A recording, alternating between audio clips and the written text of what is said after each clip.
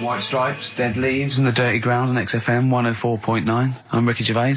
With me, Steve Merchant, Karl Pilkington. We have got a great show lined up for you. Absolutely. Today it's just, Valentine's weekend, some love songs, Ooh. we've got some chat, and of course the competitions. I'll tell you what, I was walking here today, and the West End is crammed. There's helicopters, there's police, there's about 1 million people sort of just milling around, standing around with placards and stuff. I don't know what they're doing, but they've got too much time now. They need a war. You don't read the newspapers, do you? Boring. Ooh, those boys can rock there. That's the Guns with All Their Roses and Sweet Child of Mine. On XFM 104.9. I enjoyed that. Yeah. That was good. It rocks. I hope the audience was playing it loud like us. Yeah. Ricky Gervais, Steve Merchant, Karl Pilkington. Well, look at him yawning. How rude is that? Karl, what's wrong with you, man? Have you been up late? A little bit. Girlfriend was away, wasn't she, yesterday? Yeah, I always have a problem with that. I always have, because you don't go to bed, do you, early? Do you know what I mean? You sort of think, I just always find that thing that if, you know, you're used to living with someone, Yeah. one of you will go, let's go to bed, then you'll go, alright. But when you're on your own, you go, You just forget to go to bed. I just stay up. Okay, stop eating now, Karl. You've ate all the food. That's just a plate. All right. Okay. Yeah. No, I stayed up and watched, there was a thing on about Dracula. Right. What, Dracula? And I found a flaw in it. Go on. Not the fact that he's the living dead and No. and drinks blood to stay alive and he doesn't reflect. And he can in turn into a mirrors. bat. Well, And you can go on. the mirror thing, he can't look in mirrors, can he? Well, he can look in mirrors, but he can't see himself in a mirror. Yeah. That still doesn't work. Go Okay, on. go on. It doesn't work at all, Karl. It doesn't work. Go anyway. on. Well, Centre parting's always really neat. His centre parting's always how really... does he do it if he can't look in the mirror? Blood on the floor or something it was called. Rubbish. I love the flaw in the Dracula film is that his centre parting's too neat. How did he do it without a mirror? Oh. Was it a documentary about Dracula? No, Yeah, there was the real it's Dracula. The real called- Dracula. Bit. Yeah, the real Dracula, the It's true just a story. film. It had blood on the floor or something. It's called. Yeah. It's rubbish. From 1970. Yeah. Right, but you say that and watch that. You know there aren't Yeah, really sure. vampires in that sense. Yeah. Yeah, but it still annoys you that his centre parting was too neat. Well, if you're going to do it, do you know what I mean? I'd like to see him with a fringe sort of pushed forward and maybe a hood up, alright? Come to stop your blood and that, alright?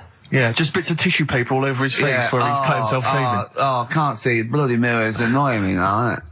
I'd love to see that. A little mank Drac. That'd be great, wouldn't it? Well, that might be a film that we do in our movie. Mancula. Just getting onto that. Mancula. Count Mancula. Alright? You got any rave music? Got any Oasis like that? That'd be brilliant. He came from Manchester. Please welcome Mancula. Alright? That'd be great, wouldn't it? His hair's a mess. Well, I can't see it in the mirror, can I? Well, we've got a show lined up for you.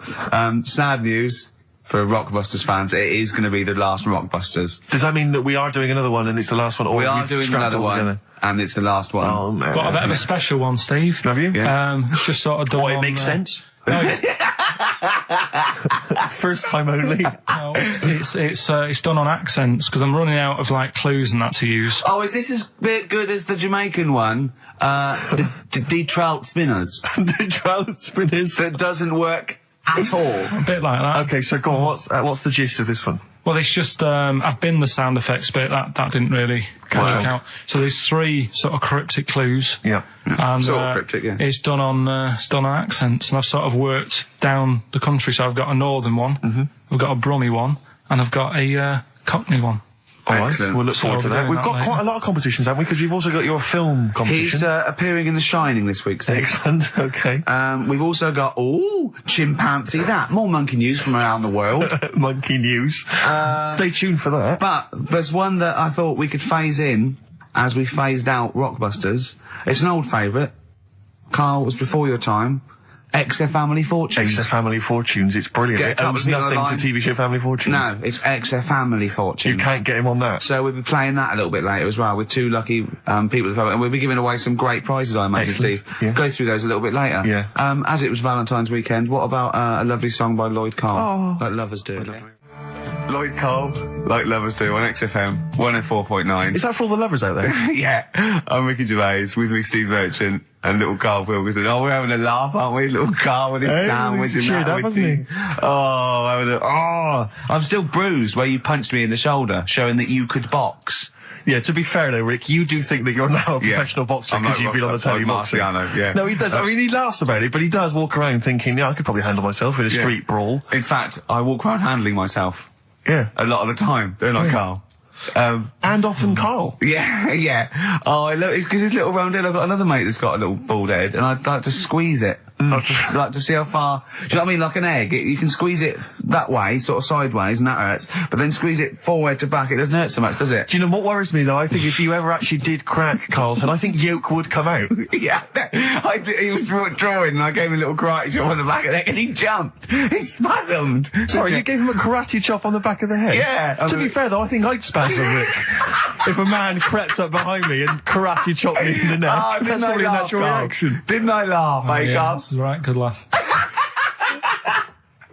Oh, so we got lots of little things to get through. I mean, look at his little face. You're right. We had a little lunch yesterday, didn't we? We did indeed. That was a nightmare. Yeah. I hate going out with you two. I was explaining to Karl, right? I like to excite Karl's imagination, right? And if it involves chimps or monkeys, all the better. Brains he likes, parts of the body, deformity. You know, I know where to, you know, what buttons to push. And I told him about this thing. I don't know if any of you out there know about this, but there's an experiment they did in the 50s, a clinical psychology experiment where your two hemispheres of the brain, okay, they're joined by a thing called the corpus callosum, right, which is just a little flap of skin, like a little scarf lead that joins your two hemispheres. And what they did, they cut that in half, and they thought it was a cure for schizophrenia, but what it turned out to be, or epilepsy, I think, I can't remember, was that your two sides of your brains didn't function together. You couldn't get information. I was telling Karl all this thing, and one of the things I told him was that they did it on a monkey, and it fought itself over a nut. Like its right arm was connected, you know, by its left lobe of the brain, and it was fighting over itself. And Karl went, instead of like thinking this is amazing experiment, he went, would it have been happy if you'd given it two nuts? Yeah, I know. Well, you started off by explaining, and I remember you mentioned, because I was watching the two of you as you were describing it to me, you said, of course, one side of the brain deals with symbolism, and as you said the word symbolism, I noticed Karl drift away from looking at you, pick up his mobile phone, and start pressing buttons randomly. And I thought it was the word symbolism that got him. And I noticed it took you just a moment longer. And I think the first thing you said was, when did I lose you? Yeah, I knew I'd lost him. It's extraordinary. And he doesn't even try to disguise it. I said nomenclature at one point as well. Right, yeah. And I knew I was dicey with death there. Yeah. But, but I told you tried to look it up, didn't you, on the web? You didn't find anything about it, did you? The spelling of it's, what is it again? What's the word? Corpus callosum. Yeah, so I couldn't do it. No, it's no point. Yeah. Don't bother. Give up. Don't bother. Give up. So if anyone knows any interesting facts about that, but yours hasn't been cut in half, has it, Karl? That would, again, might explain something. I'll tell you what we will be talking about later. I don't know if you're sort of aware of them, Steve. Go on. Bonobos. Oh, I don't know much about bonobos. I told him about, he was looking for stuff. I said, put in bonobo. He was having no luck with chimp. And they're a form of chimpanzee, but, they're even closer to us, evolutionarily speaking. They've got their social groups are more like ours. They're more intelligent, and he was loving it, weren't you? So is it human bonobo Karl? Is that how it works on the evolutionary ladder? Chimp Karl. Yeah. Yeah. Talking about So we're talking about bonobos. You're excited about that? Yeah, That's coming up in Monkey News. No, I think it's a bit of a monkey bonus.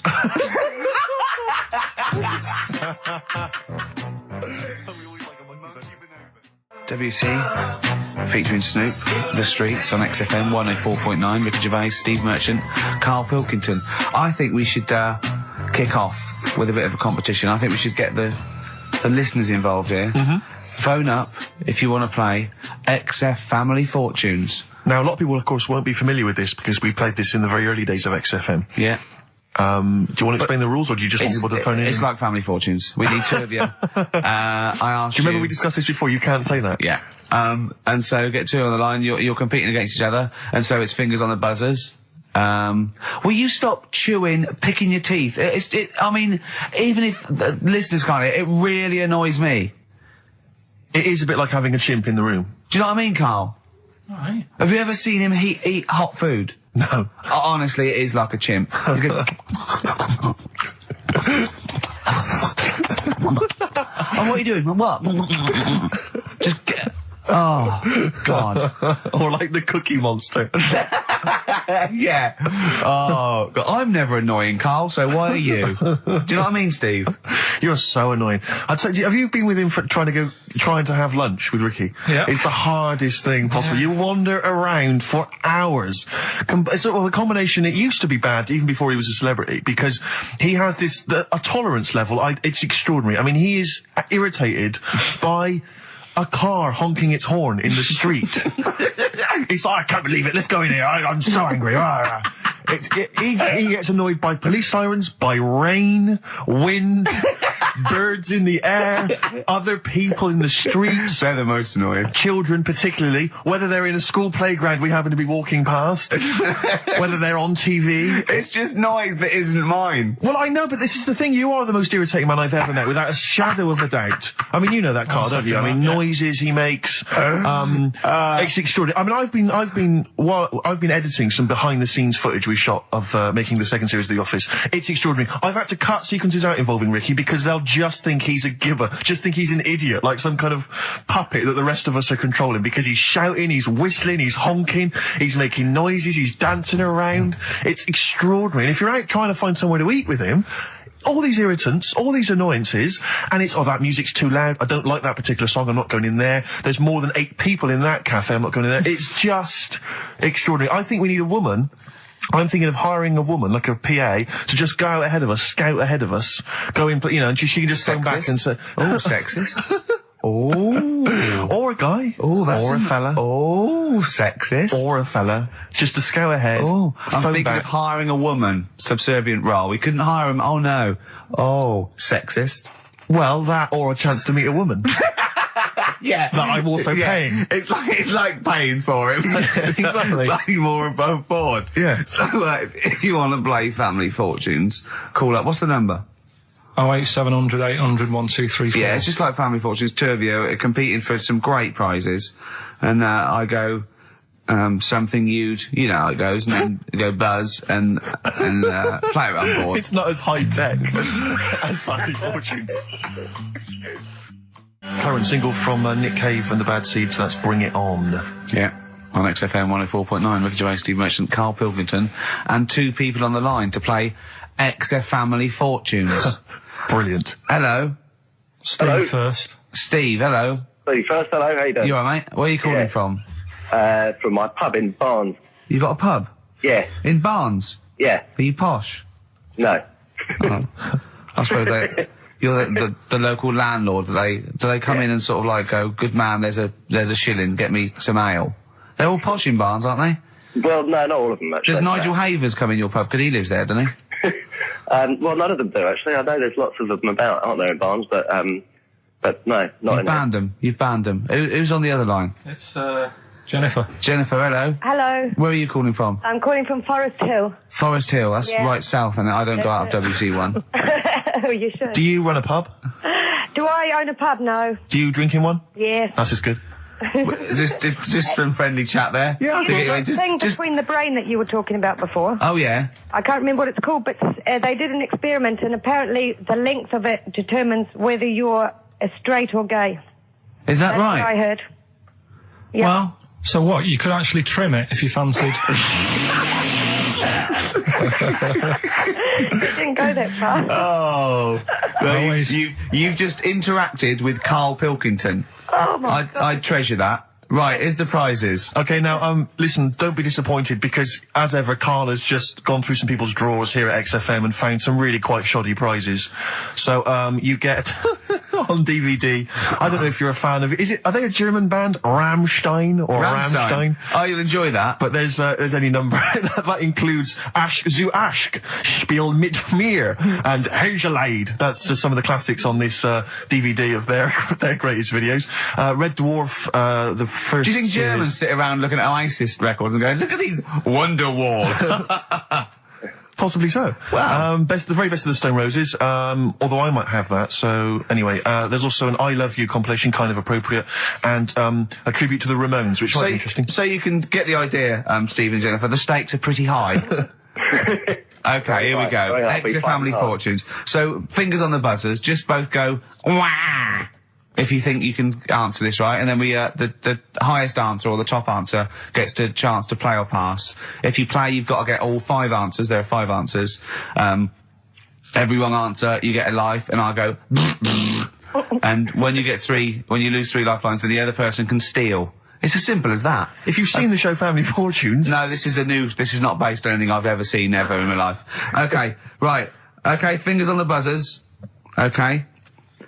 Name something. We asked 8 of my mates, right? Something you associate with Karl Pilkington. Okay, Jennifer, what? Silliness. Yeah, that's the top answer, thick or dimness. Hang on. Do you want to play or pass? Play, please. Okay. Stay tuned, Stephen, because you might be able to steal if she gets 3 wrong. Okay. Right, okay. Right, we've got the top answer, 4 to go. Thick or dimness is top answer, obviously. Okay, Jennifer, some other things associated with Karl. Comedy. You'd think so, wouldn't you? Yeah. No, I don't even know who he is. You don't even know who he is? No, she does. She must And do. yet, bizarrely, she knows that silliness or Yeah. stupidity is the top I know, answer. Yeah, come on. Something else. Smelly eyebrows. One more wrong answer, and then Stephen gets a chance to steal. Okay. I don't know. People are screaming it at home. Very sensible. Oh, What was that? Very sorry. sensible. Yeah. Yeah. Okay, Stephen, can you think of one of the answers that Jennifer didn't get? Must be a mind for inane nonsense. Oh, well, I'm going to give you that because number 5 is even thicker. So, yeah, what you missed is, our top answer was thick or dim. Second top answer was Manchester. Third was Roundhead. 4th was airy Chinese kid. And 5 was, even thicker. So I think Stephen's the winner there. Yeah, I think he's done well. Yeah. You enjoy Rammstein, and you get the Stone Roses and an I Love You CD. So that's the pilot for this show, okay? When Blockbuster's all over, we're going to phase in Exit Family Fortunes. Karl, thoughts? It's not that good, is it? Why? It's not that good. Just... I'm not that happy with it. Why? Why? Yeah. Well, just... What else? What? No. You're definitely right about that top answer. Well, thanks. So Stephen wins all those prizes. Yeah. Stay on the line and we'll take your address. And we'll send some to Jennifer as well for even bothering to talk to Karl. So what's this, Karl? What are you playing now? About the Drone Boy. Yeah, excellent. What Bye. am I doing Rockbusters then? Later. Rubbish. Eminem, Sing for the Moment on XFM 104.9, Ricky Gervais, Stephen Merchant, Karl Pilkington. Right, Karl, moving on. Got a lot to cram in. If you yawn again, or pick your teeth, or chew, Can I just, sometimes I get told off by Karl. He gets a little bit sulky if I slag off the prizes that he sources for each competition. This is from Rob in Croydon. He's a former winner of Rockbusters. Yeah. He said he didn't even know what the prizes were going to be when he entered. He won, and sure enough, for one night only, he was a hero. The following morning, it was just Rob again, and all I had to show for my triumph are 5 compilation CDs I'll never listen to. Yeah. And 2 DVDs I'll perhaps get £9 for on eBay. Please get some decent prizes. Ricky, you're BBC's golden child of comedy. What are you doing? How many of your listeners really are into Stephen Polyakoff's The Lost Prince? No one.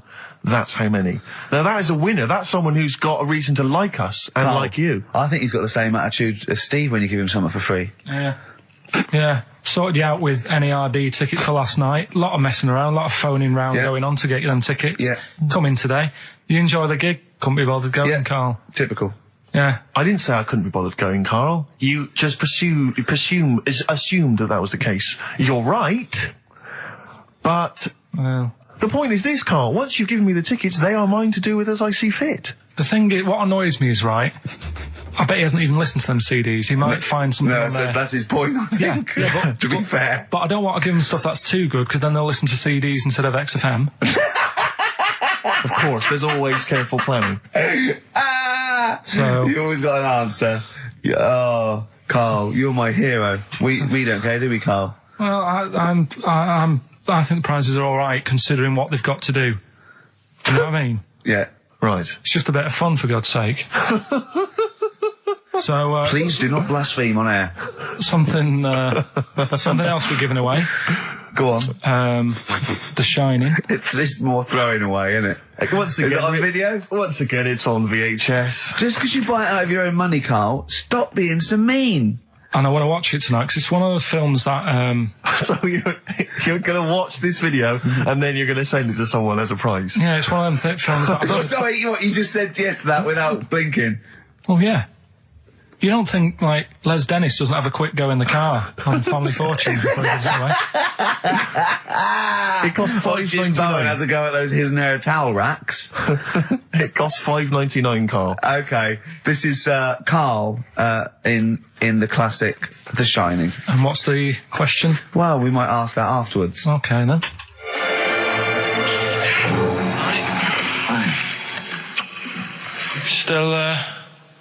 Still trying to write the book, then? Yeah? Yes. Good. Funny, someone told me the other day, weird thing about a typewriter, the top row of letters, the longest word you can write is typewriter. I'll just show you. That's weird, isn't it? It's just the typewriter being... You're not in the mood, are you? You're in one of those grouchy moods again, that you get into when you're writing. I'm not being grouchy. I just want to finish my work. Yeah, it's just being a bit funny, a bit offhand and that. Let me explain something to you. Go on. Whenever you come in here and interrupt me, you're breaking my concentration. You're distracting me. And it will then take me time to get back to where I was. Understand? Yeah, but I just was coming in to try and cheer you up, if you... I mean, I'm full of ideas as well, if you're having a problem coming up with stuff. Got loads of ideas you could write about. The other day I read about this airy Chinese kid. What do you want me to do about it? No, it's just that it could make a good book. Do you know what I mean? Sort of following round. That's swell. Well, I'd buy it. But if you don't want to know, don't bother doing it. But, do you know what I mean? It's just airy Chinese kid. It's weird because they're not normally that airy over there. Yeah, this kid cakes in it. But if you don't care... I wouldn't touch one hair on his goddamn little head. You won't have to touch any hair on his head. Like I say, he's covered. Leave the head alone if you want. Touch his hands. He's totally... covered in it, but... I love the little son of a bitch. Well, don't go that far. You haven't met him, but I can sort it out. I'd do anything for him. I don't think you'd expect that much. Just take him to the barbers 3 or 4 times a week. He's a good little kid. In fact, I'll do it. I think I'll write a book on him. Yeah? Now, do you think you can handle that? Yeah. You're not too busy, are you? Well, I'm pretty busy. I've got to sort out some monkey facts for the show this Saturday, but I reckon I can still... Why don't you start right now and get out of here? All right. I will. If you're going to be like that.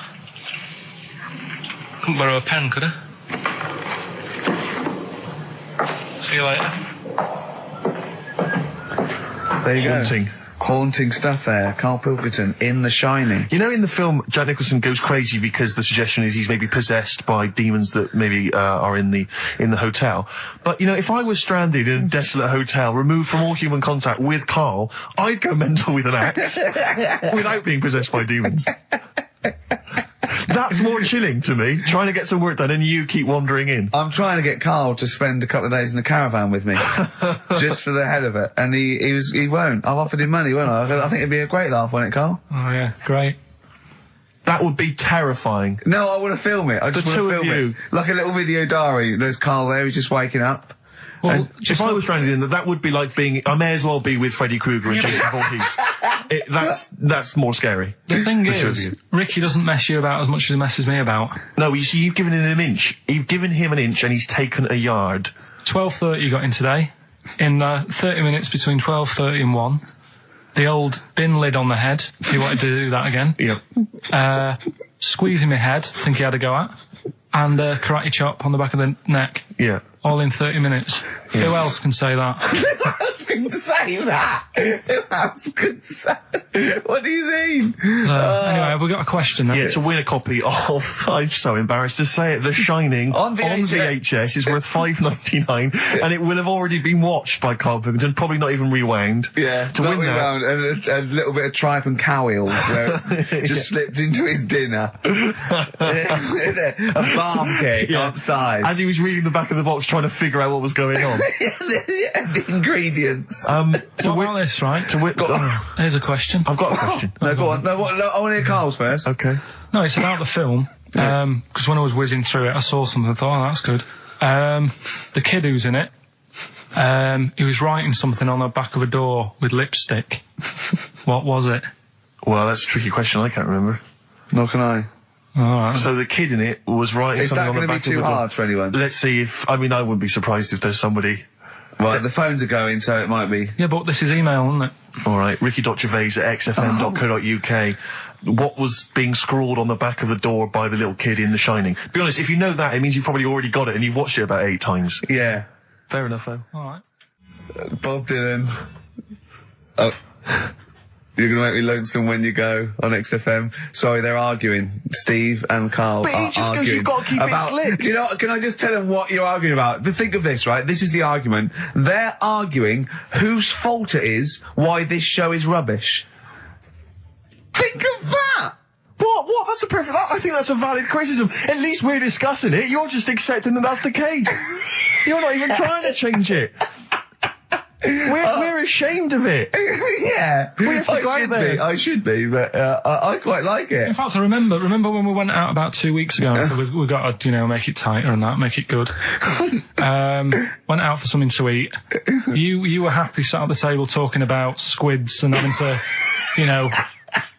go off with one if you wanted to have a kid. I brought up the topic, right, what we're going to do about the show. Suddenly you've got to go. It's like, I think I've made plans. So me and Steve sat there. Can I just see, I do that. I do acknowledge, quite shamefully, that this is more enjoyable for me to do than for you to listen to. But it's like 2 hours sort of playtime for me. It's like, the study period when you're meant to read a book, but you actually can't afford to run around and draw pictures. I think that this, even though I'm getting paid for this and I'm meant to be working, it's nice. It's cool, isn't it? Not for the listener, but for me. But the problem is, the only way we can improve this show, Karl, to be honest, the only way we can make this good is if the three of us resign. Yeah. And they replace it with someone else. Yeah, but Karl, you're getting flustered and you're getting stressed because you're, I don't know why. I was saying, answer the phones. You were letting them ring. You're still letting it ring. You're still letting people phone. You go, oh, look, leave that. And people have phoned in, good enough to phone in, to ask for something for free. I think you should at least answer the phone and say, it's not worth it, the prizes are rubbish. Well, whilst I'm doing all the other stuff, maybe you can do that. No way. Right then. But to be fair, Rick, I'm not accusing you of being lazy, No. but you're sat on a chair and yet you're almost vertical. I don't know how you've done it. It's like you're almost asleep, but you're sat on an upright chair. I don't know how you've angled yourself in I'm that going to way. have a bad back when in old age. I'm just going to be bent double. Right, so come on now. What? Pretend we're starting now. Okay. We've just started the show yeah, now. it's 2 o'clock. It's Right. XFM. It's the Ricky Gervais Show with Steve Merchant and Karl Pilkington, or our show. It's our show. From now on, I'm at least cutting up the blame as well. XFM 104.9. What do you want to know? Funny thing happened to me on the way here. Okay. Actually, it was about Wednesday or Thursday. I was walking along Charing Cross Road. I was on my way here actually to meet Karl for a drink, and this little fella came up to me. I think it was an overseas student. He's sort of like a student type, but he had an accent, and he came up to me and went, "Excuse me, are you one from the office?"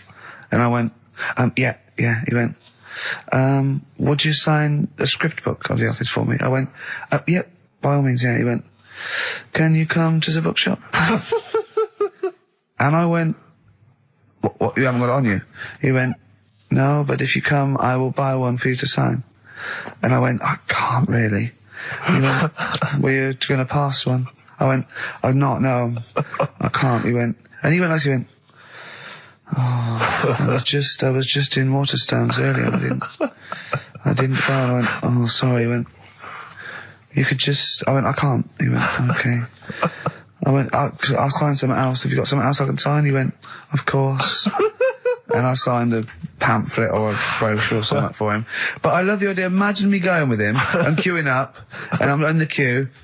He's going, you're going, yeah, fine, can you just hurry up? And he gets there, and his switch doesn't work, and he goes, can you lend me £10? Yeah. I mean, imagine that. I'm a little bit annoyed you didn't go with him, frankly, because that would have been a sale of our book, and I get a little cut from that. Well, behind him was Salman Rushdie going, can we hurry up? Because I shouldn't be out. I'm getting a lot of funny looks. And I really, I don't feel comfortable. But I thought it was very odd the other day, was we were walking along, and Ricky often gets bothered for an autograph, and some Japanese people who I think were tourists, they appeared from behind the corner, and I thought, this is odd, that, they seemed like tourists, but they're obviously going to ask for an autograph. And they just handed him a camera and said, excuse me, would you take a photo of us? And they didn't recognise him. They didn't recognise him. I was laughing, I was thinking, right. So now Ricky stood in the street, people are recognising him as he's taking a photo of three complete Japanese strangers, and I imagine them getting home and sort of saying, and here's the one we had taken by Ricky Gervais. Taken with Ricky Gervais? No, taken by Ricky Gervais. From the office. Isn't that brilliant? Would you come to the bookshop with me? The life of a minor celebrity. Not really. XFM. Times like these, Foo Fighters and XFM 104.9. Karl, let's build up to Monkey News. Do you want to give the competition answer and winner? Yeah, we did the bit on The Shining, me acting out in that. Yeah. And the question was, the kid in the film The Shining, he, after like the devil had got in him and that. This isn't written out, is it? You're just winging this, aren't you? No, but I remember it. But you haven't seen the film though, have you? No, but when I was whizzing through to get the clips to make that thing, right, I saw it and I thought, hang on a minute, I'll watch this bit. And that's why I want to take it home tonight and watch it. I meant more how you presenting the competition. It's just like Jonathan Ross on film 2003. Well, I'm just saying, right, so the kid's there in the bedroom, and he's got his mum's lipstick. Yeah. And he's saying... It doesn't run a mobile deed. No. And he said, he wrote down red rum on the back of the door. And his mum wakes up and thinks, what's he doing? She looks at him, she goes, oh. And then she looks in the mirror and sees red rum in the mirror. Right. Which she is thinks sort of... he's offering racing tips. It says murder in the mirror. Oh, clever. So, Kelly in Hounslow got that right. So, excellent. After I've watched the film, I'll be whizzing that over to Hounslow. Brilliant. I mean, the one thing I do like about this show, for all its faults, is the... honesty? Yeah. I mean, that can be good and bad. I mean, some people think it's sloppy, arrogance, laziness, thoughtlessness. They'd be right. Yeah. But I like to think it's honesty. It's like a peek into the mind and workings of Karl Pilkington. He just said to me, because he was shaking, because he said to me, and I quote, he said, he's just wittering to himself, I must remember to eat. Suzanne's away. I know. I must remember to eat next time Suzanne's away. No, but you did. I mean, I wonder if I lived on my own if I'd still be about. Because I just neglect myself. Yeah. So, I mean, for all I've eaten... A lot of self-abuse. Is that what you're saying? I had lasagna last night that I messed up, right? Why did you mess it up? Cooked it for too long. It was like a brick. Right? And she called up and said, have you eaten? I went, yeah. She went, was it nice? What do you have? I said, lasagna. Was it nice? I thought, I don't want her to worry, because she's probably been out and had a good meal with all the work people. Yeah. I didn't want to say, well... And she went, okay, bye. And I go, that guy again. Yeah, I bet he cooked it like a brick. Yeah. I bet he threw it away. Anyway, gin and tonic. And I had Scotch pancakes for breakfast. That is all I've had. So I'm starving, I'm shaky. Plus I've got that restless leg syndrome still going on, which I can't get rid of. What's restless leg syndrome? I find, if I go to bed, right, my body's tired, but my legs aren't. Are you like Michael Flatley? You have to get up and do a bit of tap dancing. Do they just keep going even when you're asleep? Moving about, so I have to get up and stretch them or something. Or I've worked out that if I put a pillar on like the bedpost down at the other end, if I have my legs higher than my heart, it calms it down a bit. Is this why Suzanne works away so often? I don't know, it's weird. To get a decent night's sleep. I put it down to Smarties and that. It's like a sugar thing. But stop eating them. Apparently Bob Mortimer's got it as well. No, he's got arthritis. Was he? You told me in the week that you'd mastered moonwalking. Yeah, I can do that. Is that one of the things you did, like, in the middle of the night? It's moon sleepwalking. Yeah. He just gets out, he finds himself walking backwards and wakes up and goes, oh God, I'm brilliant at this. Right. So listen, what we're doing now? Are we getting a debate going about? Actually, right? Go on. We're struggling. Go on. No. You can help me out here, Karl. You've got an idea. I can see it in your eyes. He's got a brilliant idea. Wait for it. Go on. No. It's something. When I was looking on the web, found something out. Go on. It's a story about a woman who had a baby. What are you talking about? What? A woman who had a baby who was having a baby. It was no clearer when you repeated it. No, Karl, I don't know what to do. I don't know what to do for the common good, right? Pursue this line of inquiry, right? Because I don't know where it's going, or play a record. I'm actually torn. I don't know what to do. No, I remember seeing it and thinking, I've got to tell Ricky about that. It's brilliant. What should we do? Should we go with it? It's entering into the abyss. It's opening Pandora's box. It's peeking. It's going down to the cellar. I've got a couple of questions though. Go on then. Well, come down there with me. Okay, come down the cellar with me. Okay, right, Karl. What, first of all, it was on the way. What do you mean? The baby was what? Had another, was it, she didn't give birth, the doctor didn't find one of those set of Chinese dolls up her. Russian dolls, whatever they're called. That's what I pictured it like, those dolls where you take the head off and there's another one in there that all look the same. But no, the story was, there's a woman who's... No, don't just say it again. That's a headline. That's not a story. There was a woman who had a baby. That's not a story.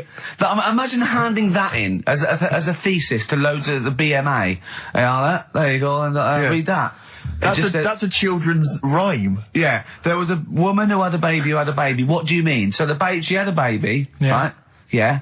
And that bit's fine. We're okay with that. That's normal. A woman had a child. Yeah, totally normal. She gave birth. Fine. Yeah. Next.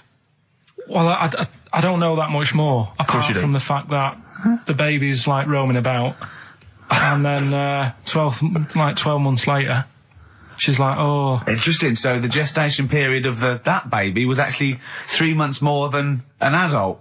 Yeah. Excellent. Weird though, isn't it? So was the headline, "My baby's 12 months pregnant"? What are you talking about? 12 months later, it had what are you talking about? Forget it. No, you haven't even finished the story. That's what you said, and 12 months later, you didn't even finish the sentence. So what do you mean? No, I didn't read any more into it because I just saw that and I thought, that's weird. And then I just was thinking, oh, like, imagine the kid at school, at parents' evening. Go on. And it's like, well, your kid's pretty good. Now let's have a look at your work, sort of thing.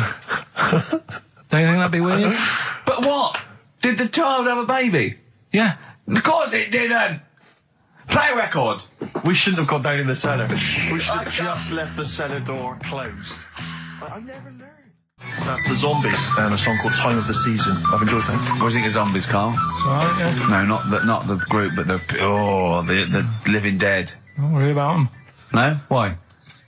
Not about, are they? Couldn't happen. You don't believe in that? Listen, right? You don't believe in zombies? So, but you do believe online, a baby had a baby? Yeah. On you go. Are you still saying that didn't happen? Yes. Right, well, I'll find the thing again, I'll print it off, and then you'll all I'm saying is there's more information that we need. Yeah, but it always annoys me that when I do get the information, you'll go, yeah, but its name's Sally, you didn't say that, and make out... As if... No, don't make it look like we're over-inquisitive or over-cynical. You come out with the most abominable things man has ever uttered, and you expect us to accept them. Usually headlines, usually illogical, not just probably wrong.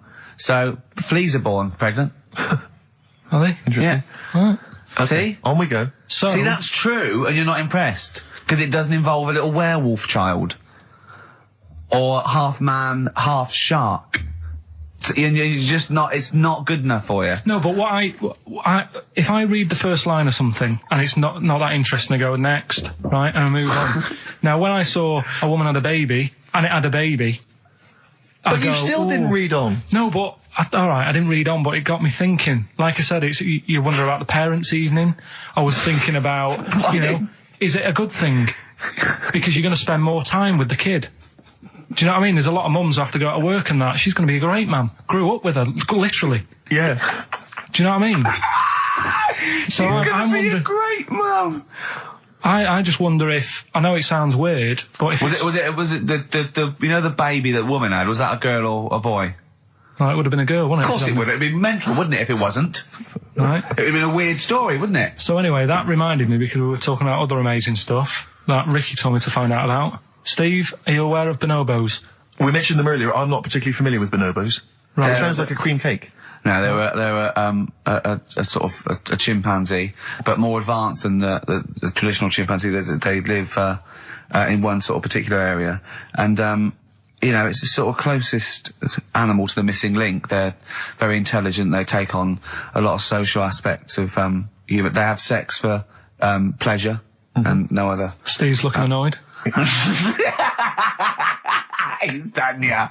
Yeah, what did you find out about Apparently, I found out it's 98% not human, this kind of thing. It's nearly human, but it's not. We share 98% of DNA with it. Yeah, 98%. It's a higher percentage than you.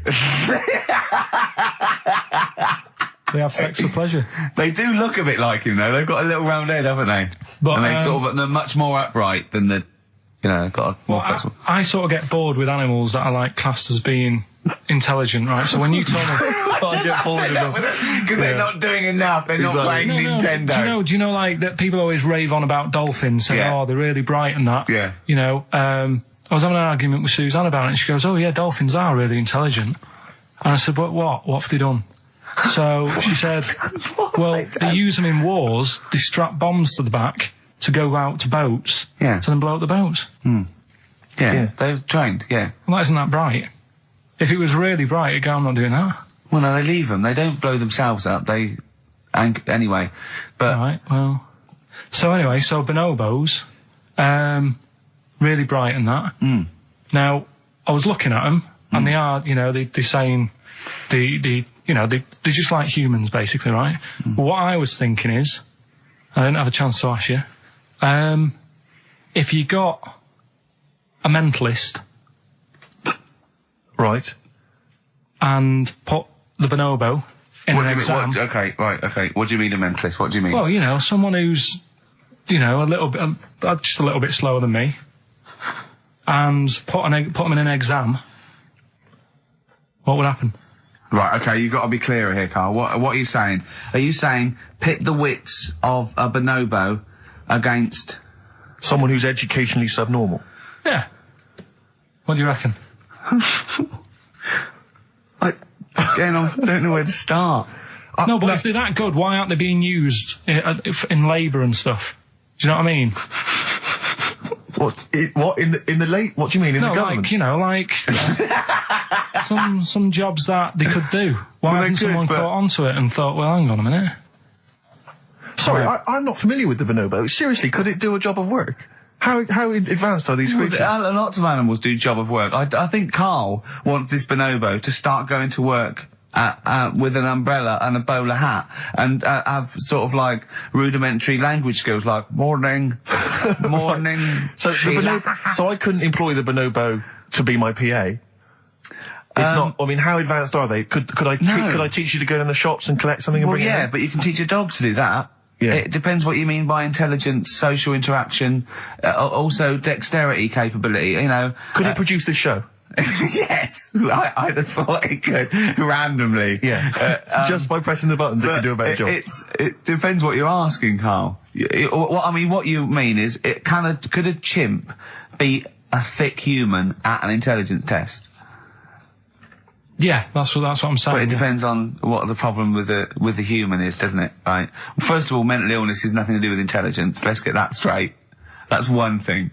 Mental people aren't necessarily less or intelligent than people. Now, is that the clinical term? Well, exactly. A mentalist. A mentalist. Sometimes I don't know what to do. I don't know whether to start with where he's going wrong with the question, to answer it, to find out what he really means, because... It's just that if that did happen, right?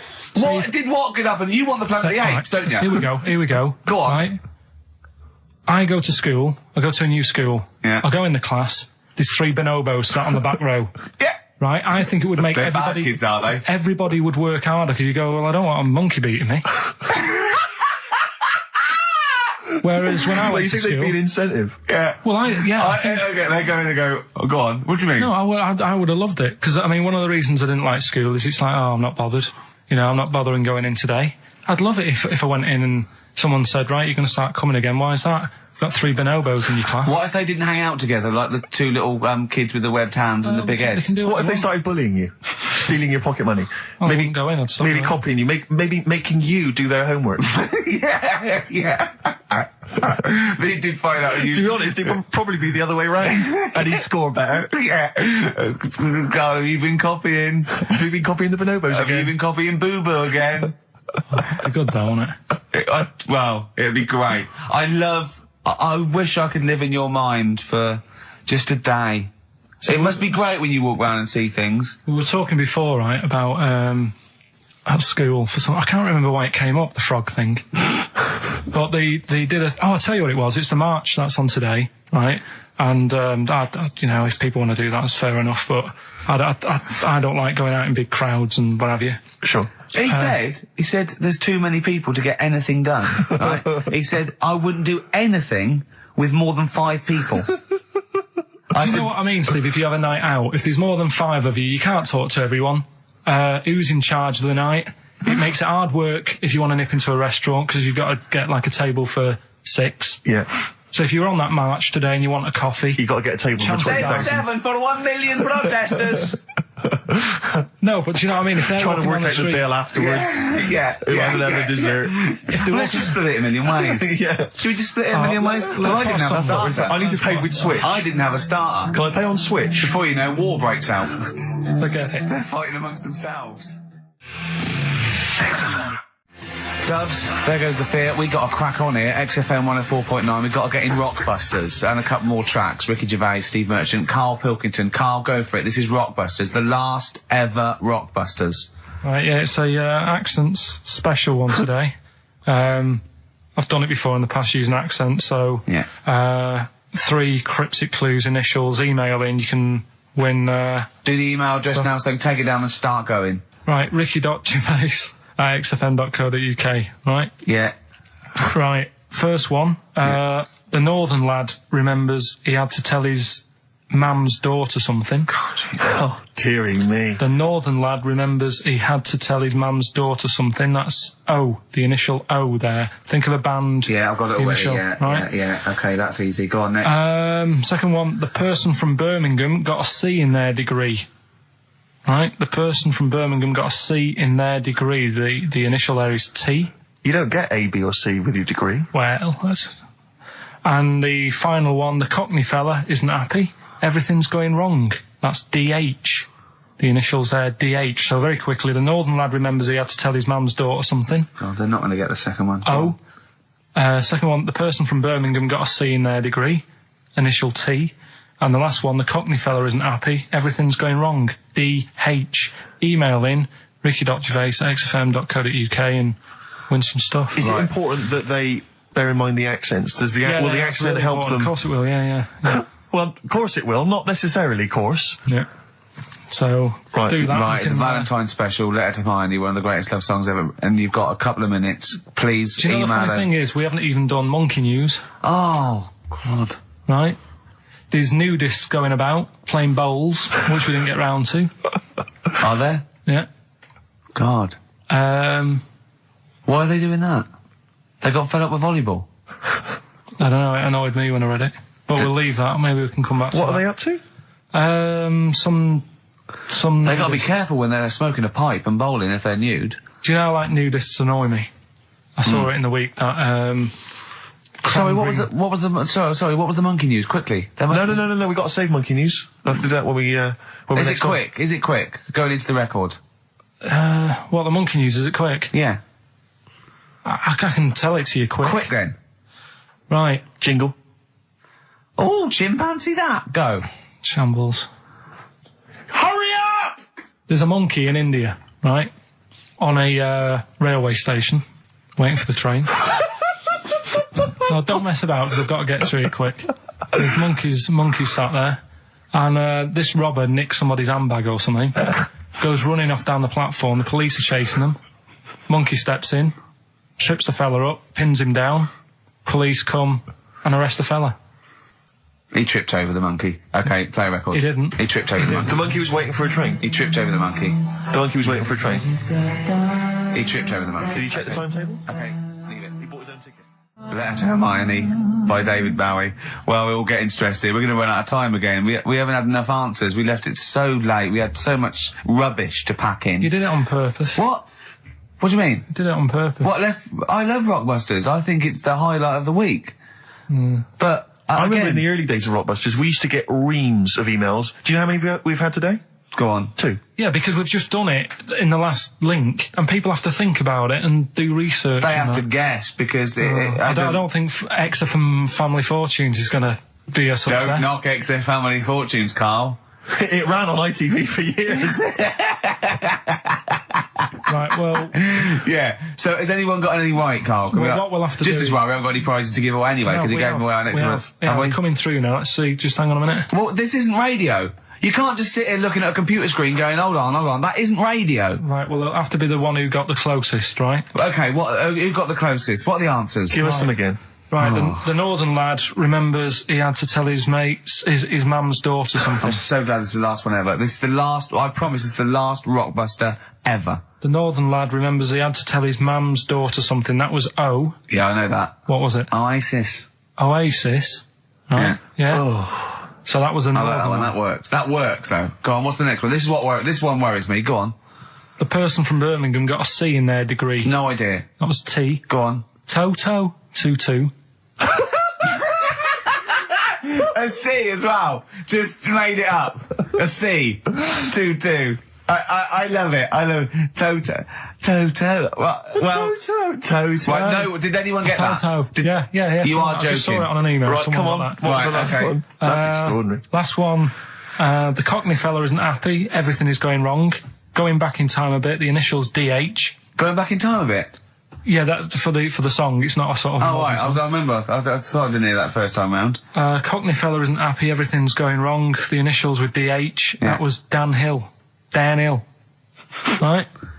Dan Hill. Nobody got that one. That's a tricky one. But Steve, do you want to pick someone who got a couple? No. I mean, I imagine Dan Hill was on everyone's lips. I mean, I'm sorry. I think I know about music, but I don't know who Dan Hill is. Sometimes when we touch. Yeah, honestly, it's too much. It's Doesn't ring any an bells to me. awful ballad from about 1973. Yeah. Right? Well- No one would get Dan Hill. Did anyone get Dan Hill? Well, I don't know, Steve. You are just. I'm not going to check. I can't be bothered. I just want to celebrate that it's over. I'm just pleased that we're finished with Rockbusters. What? Right. Did anyone get it? Hang on a minute. I've got to Put check. that one back. I want to hear that answer again. What? Carl, leave the mouse alone and let me find that one. Right. That is someone's contempt for you. Yeah. They've put Oasis, fair enough. Second one, Travis, they've just gone. Third one, Oliver Hardy. They don't care. That's how much contempt people have for What's the you. answer? NERD? Yeah. Provider. Oh, I hope the Sonys weren't listening to that. I'm not going to come in for a couple of weeks. I'm not going to be here next week. Okay, no, leave it a couple of weeks. Yeah. Right, I think we should just take a break. Everyone should just take a break. do a special or a best of, Carl, because this is. Well, I've got to go away and rethink this whole thing because I think it's actually probably damaging our reputation. Definitely. What are you going to do next week? Are you going to come in, Carl? I'll have to be here to play it out, won't I? Fine. Yeah, right. Because we didn't give the winners of the competition. What about the fact that new gambling laws give Blackpool the green light to become a British Las Vegas? What do you make of that? Are you a gambler?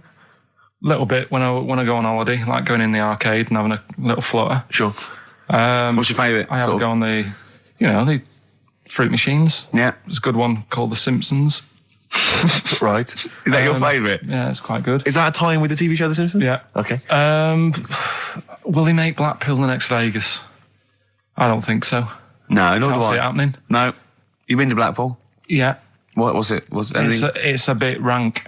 Is it? It is a bit rough. Okay. Needs a lot of work doing on it. Yeah. No, that won't happen. Okay. And you're not worried about this encouraging gambling, generally? Gambling's not a vice you're concerned about? If you're a gambler, you're a gambler. Do you know what I mean? If Blackpool isn't done up, they'll go somewhere else to have a flutter. Sure. So it's not going to make any difference. Okay. No. Okay, jolly good. What do you make of the So Solid crew's Ashley Walters being jailed for 18 months? Obviously not a very good example to his young fans. He should have got more. Do you think? I had a dream about him the other night. Go on. About the group itself. Okay. I had a dream that... Were they all there? Because there's a lot of them. I couldn't remember all their faces. The feature in a dream. I had a T-shirt on. He had etc. Exactly, yeah. Two of them, he had etc. Yeah. I had a T-shirt on. You had a T-shirt on? Yeah, and it said on my T-shirt, "So solid poo." And I was walking down the street and they came towards me. And they were just about to beat me up. That's a great dream. That's amazing. That's an amazing I love dream that. We've for all a had 30-year-old. We've all had that anxiety dream. Oh my goodness! What if I meet no. the So Solid crew and I'm wearing a God. T-shirt that slags them off? Oh, I don't believe it. Yeah, yeah. So what happened? Did you get beaten up in the It was dream? one of them where I woke up. Do you know I've been telling you that I keep getting them things where you feel like you're falling?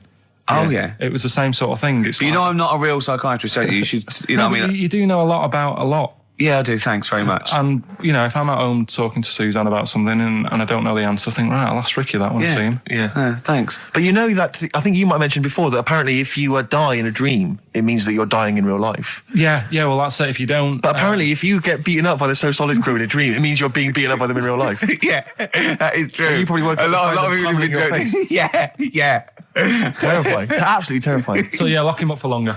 Okay. Finally, what do you make of Halle Berry becoming the first black woman to win the Best Actress Oscar? Did you see her speech? Got on my nerves. Did it? I mean, it's good that she won. It's nice for anyone to win an award. Yeah. But she did go on a bit. And, I've been in that same sort of position. What? Placing an Oscar? Well, I got... what they used to do at school is Okay. if you did a full month without being off, you got a gold certificate. Okay. And I did a month once without having a day off. And I went up and I didn't make a fuss. You didn't start crying. Got a play record, mate. Well done, then. Were you the first kid in your school to do that? I don't think anyone else got the certificate. It was only because I was never in. They tried to encourage me to come in. It was just for you. They mounted an entire ceremony just to Karl encourage Award. you. Wise words there from Bella Sebastian on XFM 104.9. I'm Ricky Gervais, with me Steve Merchant. Hi, Steve. Well, I mean, it is indeed wise words, Rick. I'm worried that people are going to get out of the office now and into the sunshine and not be listening to the show. There's always the transistor radio. That's true enough. If you're thinking of heading down to the park, take it along. It is time. Keep it low, though. Don't want to irritate other people. No, I know, yeah. And if you do want to irritate him, spit on him, it's better. Exactly. And kick them and throw little rocks. Exactly. With me, Karl Pilkington. We're into this way into the second month of the education of Karl. As you know, Karl got 1 GCSE in history and E, and we've been cramming, haven't we? Oh, and, Rick, before you mention that, can I on. just say something? Obviously, we always do this thing with The Sun, White Van Man, where we read this thing out from The Sun and query Karl. And I was out with some friends last night, and my friend Dan always listens to the show, and he said, Karl, I love the bit when you answer the questions in the Sun. Why do you ever know what the questions are before they're asked, or is that your first answer? And Karl said, no, that is it. They don't let me see what the questions are first. They don't show them to me, and I always get really anxious and get really paranoid. And I was just wondering, have you seen the error there, Karl? Have you seen the mistake you've been making? Right? You're worried that you didn't get the questions beforehand, right? What? How could you maybe combat that, do you think? How could you combat that if you're really nervous? Coming Maybe you wanted out to sort of have some views or ideas beforehand. It's your error, isn't it? Do you know what I mean? It's your show. If you want to take a chance with me. No. So His point is this: that if you're really worried about it, how could you get hold of those questions in advance? Is there any way you could get hold of those questions in advance? Yeah, but is it always in today's? Is it always in Saturdays? Yes. So they don't do that every day of the week? They do, but I always take it from this Saturdays. Right, well, yeah, I could, but that would cost me money. I'm not on enough as it is working here on a Saturday. Okay. How much is the Sun? 30p. Yeah, well... You're not made of money. I understand. Yeah. Actually, it's 40p on a Saturday. I don't know what I was thinking. Well, it's time. Well, go on. That time, isn't it? Yeah. Play the jingle. Yeah. White Van Man, Karl. Brilliant. Recorded at great expense, that jingle. Yeah. This is where we just hijack an idea from The Sun, which is White Van Man, where The Sun asks, in this instance, a cabbie by the look of it. Oh no, a fruit and veg shop owner. Ours is slightly different because the Sun sort of like pick on a perfectly normal member of the public. Exactly. So that's where we've got the upper hand. Yeah. And they ask him about the the hot potatoes. This week, Karl, my first question to you, well, your thoughts, please, on the criticism of the BBC over their coverage of the Queen Mum's death. What do you make of this? You're aware of all the criticism that Peter Sissons asked some probing questions? No, I thought it wore was a burgundy tie. I thought that's it. Yeah, he just had it didn't show respect. He just had a burgundy tie on. See that? that's not really not showing respect, is it? No, it's not. You know, you show your respect by sort of doing the news on it, giving her a bit of coverage and showing, you know, Bit of publicity. what a good woman she was or whatever. Yeah. And then you move on to sport news or whatever. Do you know what I mean? Yeah. I totally agree. I don't like the way everything's morbid. I was thinking about it. It's like, you know, the way in birthday cards and that, people always put funny things in them. I think you should save things like that for funerals, for like funeral cards and that, and try and cheer people up at times when they're low. Do you know what I mean? Because on your birthday, you're quite happy anyway, so you don't need someone putting a funny comment in a card. I think, you know, when you send a card... What would you suggest? Well, you know... whoopee cushion, but on the vicar's chair. How would you liven up the funeral? Just little things in the card. I mean, you're just writing stuff like, well, you know, at least you're still alive or whatever. So as you're giving the eulogy... that'd be good. So supposing someone's husband's killed in a car crash, you go around with some flowers and a little card, and it says, at least you're still alive. Well, maybe something funnier than that.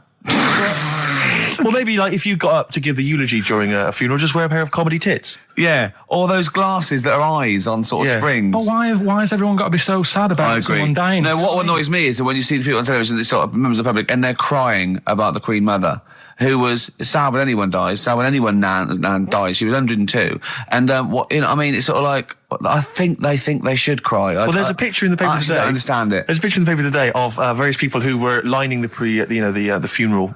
Kind of route yesterday, and there's a picture of a very young child, maybe sort of 5 or 6, on the arms of her dad, and her head bowed, and it says a young girl there weeps for the Queen Mother. And I was looking at it, and you can tell she's just tired. Well, she's just tired and bored. It's so transparent that it's not crying. It's most just people what are don't we cry doing when their here? nan dies. Exactly. You know, it's sort of like. But what is a 5-year-old girl going to be? Why is she going to be crying? The Queen Mum said, I can't believe it. Yeah. Teletubbies? No. The Queen Mum.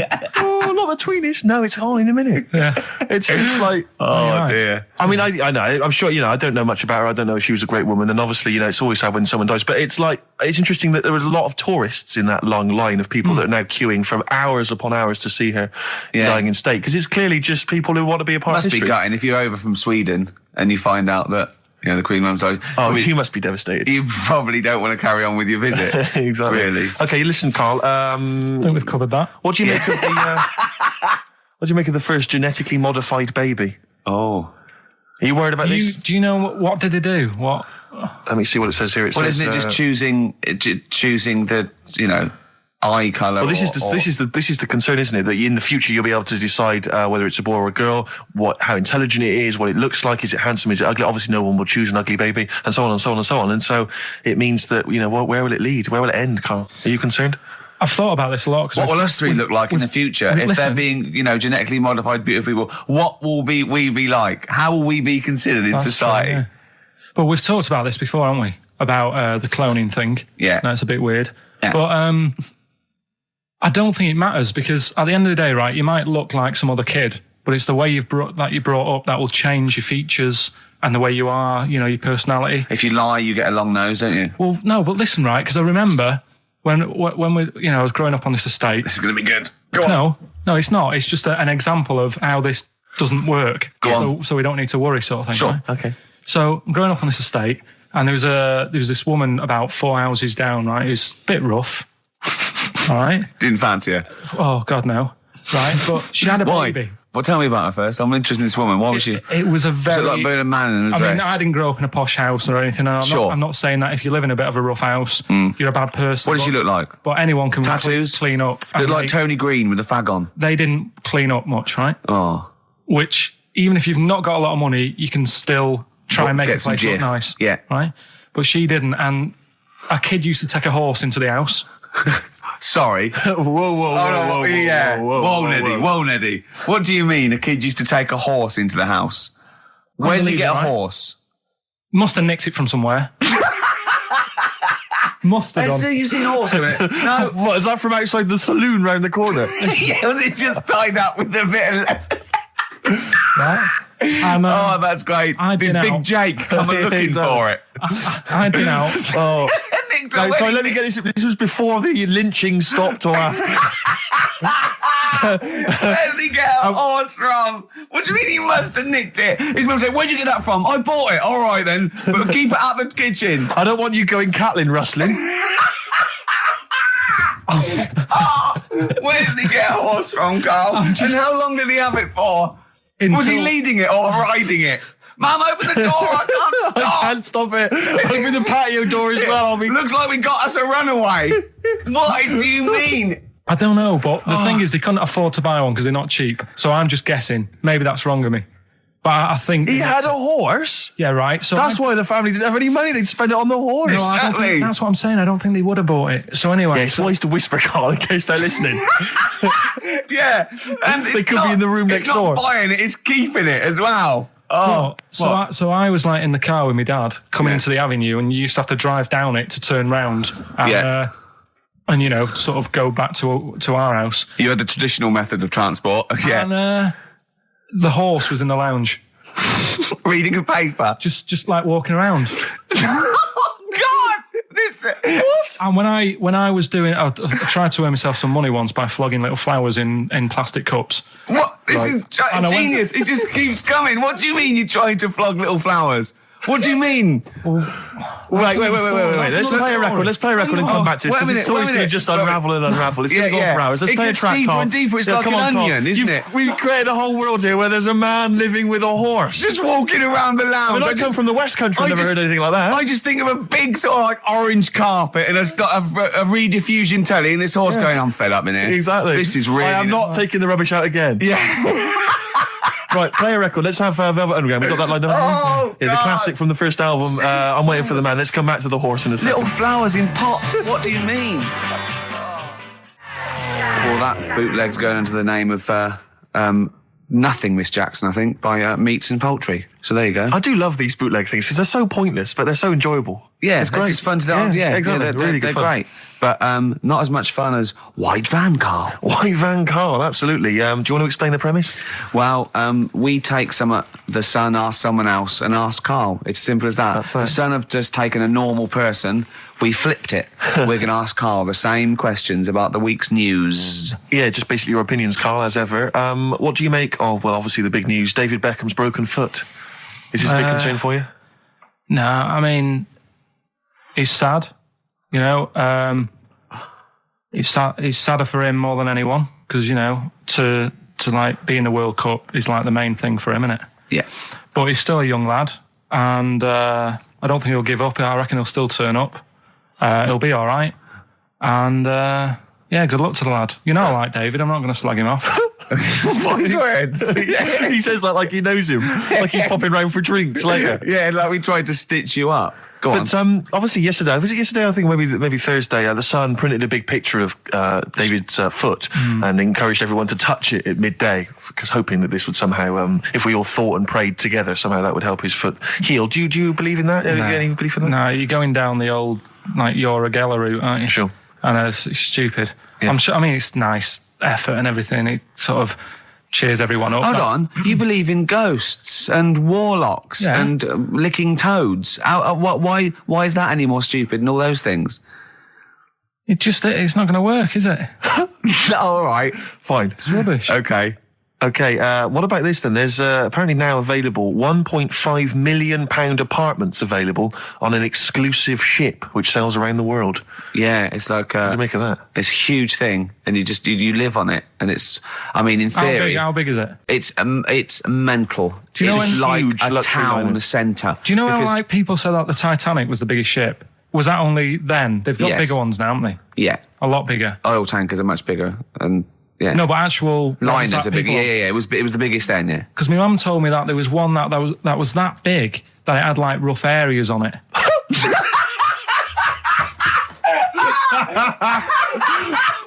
Oh God!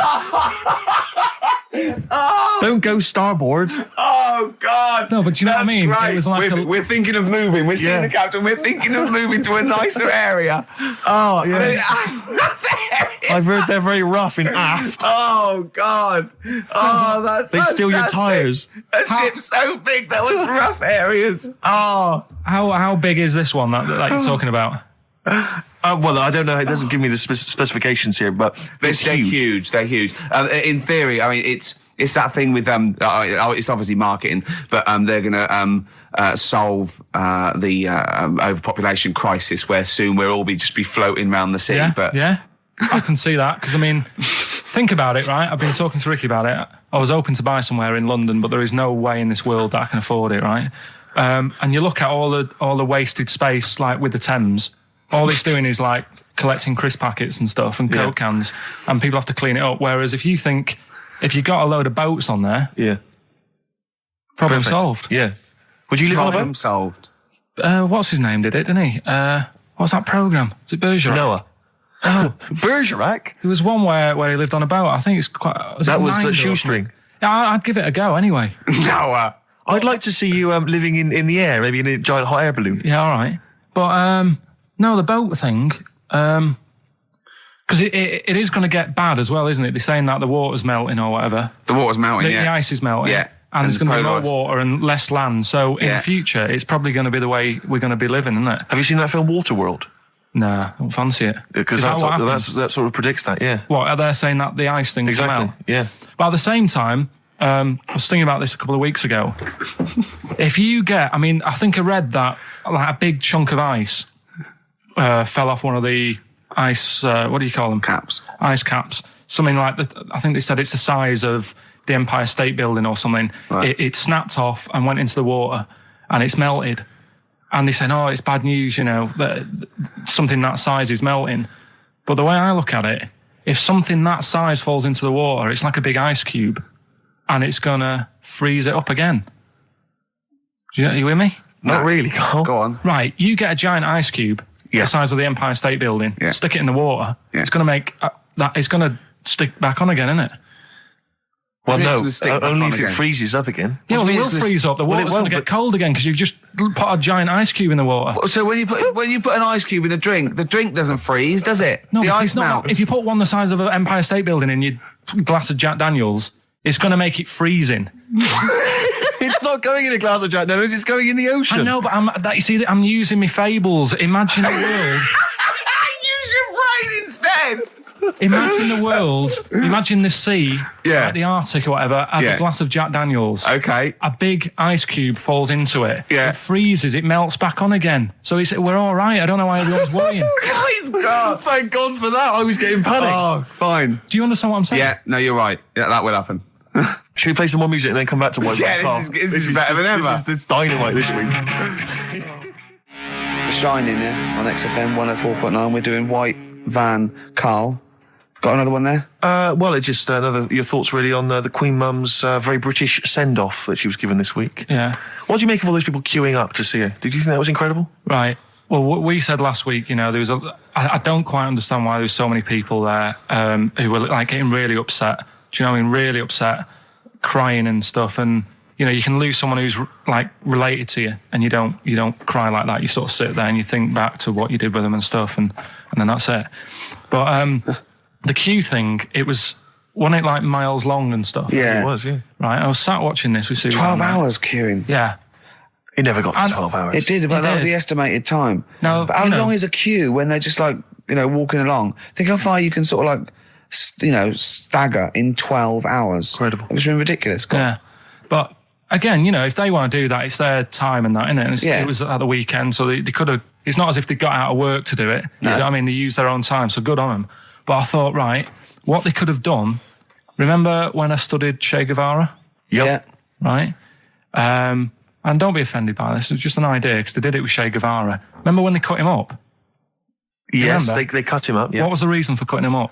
Well, they cut up Che in order to try and... you told us that they were going to send bits of his body to Fidel Castro and various other people, wasn't that right? As a warning, wasn't it, though, to all the people, like, one to... Yeah, my understanding was that they cut him up in order to... so they could bury him in different places so that there'd be one shrine. There'd be not one place that you could go to in order to sort of make it into a martyr. A little bit like that. I've like... I can vaguely see where this is going. 6 queues, and it's like, number 1... You can, go and pay respect to her head or whatever. Oh, God.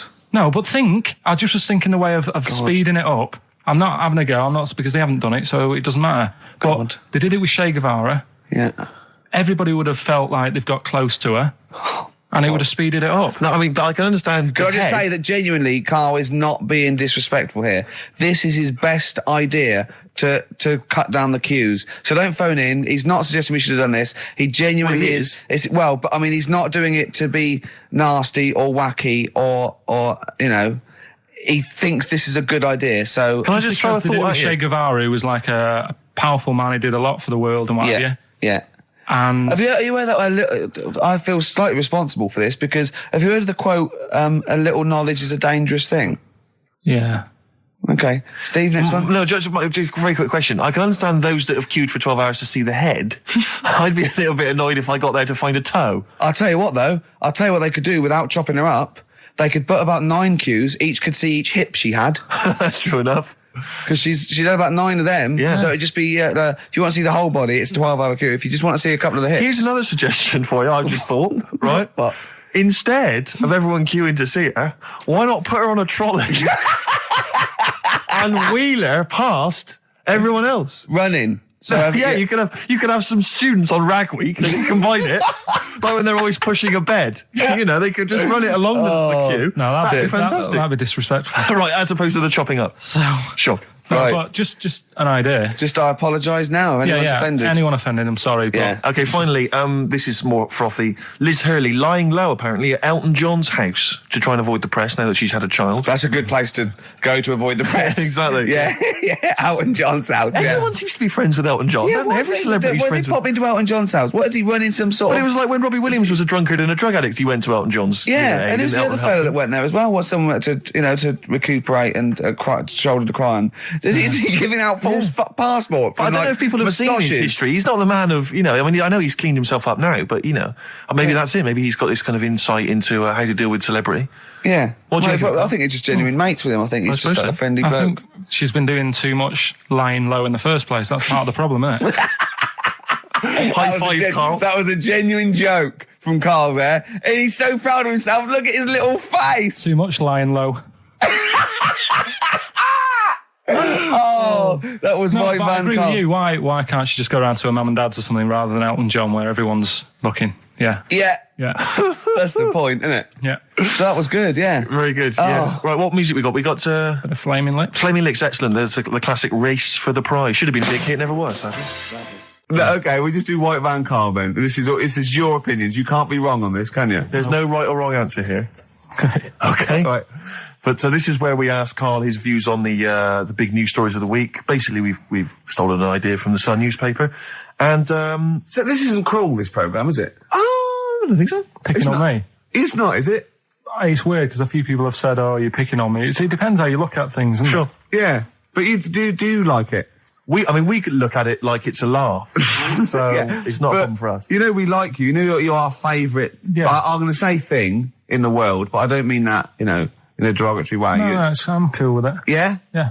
Right. Okay. So your views, please, on the fact that attitudes are changing to the possible marriage of Charles and Camilla. Oh, what do you think of that? The roars at the moment, because the recent tragedies are apparently high in the polls, and people are coming around to the idea of Charles and Camilla getting hitched. What's your thought? Whatever, really. I mean, if they're happy with it. The thing that comes out of it most is it just goes to show, right, that there is someone for everyone. Just because, I mean, no disrespect to Camilla, I'm not a good-looking person either. But she isn't a stunner, and yet she's gone and picked up a royal. Right? Yeah. So I think it's good for things like that to happen, because it cheers you up. Do you know what I mean? Gives you a bit of hope. Thanks, Karl. So yeah, it's good. If they're happy, if anyone's happy, it's a good story, isn't it? Yeah. You know what I mean? Yeah. He's had a bit of bad luck. And now he's got someone else in his life. So. While he's doing this, I'm just doing a list of questions to ask him what he thinks of things in the world. Okay. Is that all right? Yeah, no problem. Okay, what do you make of... Well, now listen, this may be a non-story, or it may be the biggest story that's about to break. Ulrika Jonsson and Sven-Goran Eriksson's affair. Are you familiar with this? It's over the papers today. Apparently, Ulrika and Sven are going out, although there appears to be no evidence for this. Yeah, I don't even give it time of day. Do you not? Right, well done. Doesn't affect me whatsoever, as long as he does his job well. Yep. And what's she doing at the moment? Presenting Dog Eat Dog, I think. Right, As long as she does her job well. As long as they both do their jobs well. Well, yeah, at the end of the day, Yeah. that's going on with a lot of people out in the world, isn't it? Do you know what I mean? Just because he's an England boss, as long as, you know, we win the games and that, he's doing his job. If she's, you know, gets a dog winning a prize or whatever. No. Okay. It's not worth it. Go on. Do you know what I mean? Yeah. So, Dog winning a prize. I haven't seen Dog Eat Dog. What's it Okay. about? It's all right. Right, No, go on. so that's it. Yeah, it doesn't matter. Okay, what about this then? Are you disappointed by the nation that a third of us are apparently unaware of St. George's Day? 23rd. Is St. George's Day the one with the snakes that we've talked about? No, that's... Are you one of that third, do you think? St. George is the patron saint of England who killed the dragon. Yeah, I mean, there's too many of these days, isn't there? That's the problem. If you make it a bit more special, like Christmas, so you buy presents and that for each other, then people will remember it. But there's so many of these days with Easter and Pancake Tuesday and all that. So it's not surprising. I think as time goes on, we'll find that a lot of these days will just disappear because, you know, people are busy. There'll be new ones, won't there? I don't know. People There'll are be that like busy. Gareth Gates Day in 50 years' time. It's just weird. I mean, I remember being a kid, right? Going out on a Sunday and shops would be shut because it was like, you know, the day of rest and all that. People don't care now. It's like, well, we can make some more money. We'll open the shops. Yeah. Do you know what I mean? It's Is that all good or a about- bad thing, Carl? It's good because I remember I used to have to get up early to go and get some bread if we didn't have any in. Because the shop would only be open for a couple of hours in the morning. Yeah. Whereas now I'd be able to... Yeah, I lie remember in. that. I remember that. Shops out. And you couldn't get aspirin and stuff, Exactly. certain things. A nightmare Yeah. on a Sunday afternoon. Yeah. So- that's right, yeah. And pubs didn't open till 12. Do you remember space operas? Yeah. Yeah, shut up. Can I ask you something? Go on. Okay, I've got a little list of things. What do you think of, like, those pug dogs that are bred and they can hardly breathe? Evil. Yeah. What do you think of, gays? They're alright. Do you know what I mean? Just like straight people, you get bad ones, you get good ones. Exactly. Right? We've learned a lesson today, haven't we? Absolutely. Let's play a record. Yeah? What do you fancy? A bit of Radiohead? Yeah. You don't mind, though, if people think we're gay, for instance, when we go to the BAFTAs No, tomorrow? that's terrible. I don't want that happening. Why? Hey? Why? Because I'm not. That'd be a lie. I don't like lying. If I was, I'd say I was gay, Yeah. but I'm not. We'll say you were, just pretend. We won't get in otherwise. No. Just a little kiss and a cuddle. Say I'm a bit gay. No. I'm not gay. Right. White Van Karl. Karl. White Van Karl. Yeah, this is where we steal the White Van Man column from The Sun and basically fire those questions at Karl, getting his opinions on the week's news. Okay, Karl, let me see. Okay, what do you make of this? The average woman, apparently, takes 27 minutes to get ready to go out. Did you know that? Is it?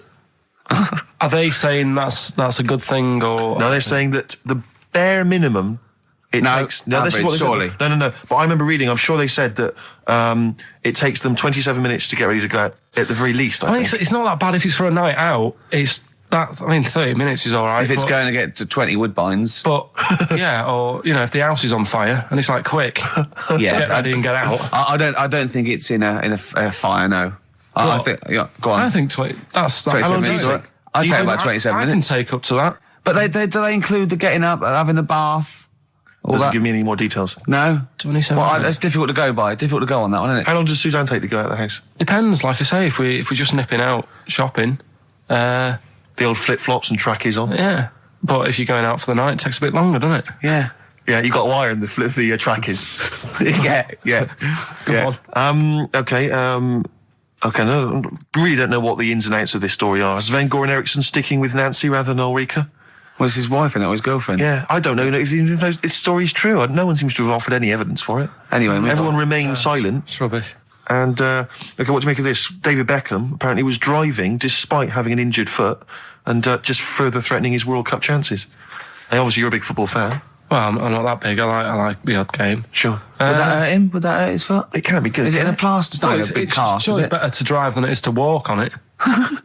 Good point. Fair enough, yeah. Go on. Can't argue with Can't that. get the bus, can he? Okay, and what do you make of this fascist leader who's having a lot of success in the French presidential elections?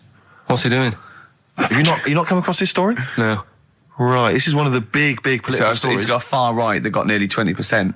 He's a in one far-right fascist leader and he's having considerable success in the French elections. I don't think we should be asking Karl questions like this. Not a something lot- you've got to I'm getting scared. There's all sorts of bad stuff going on in the world that we don't know about. Yeah.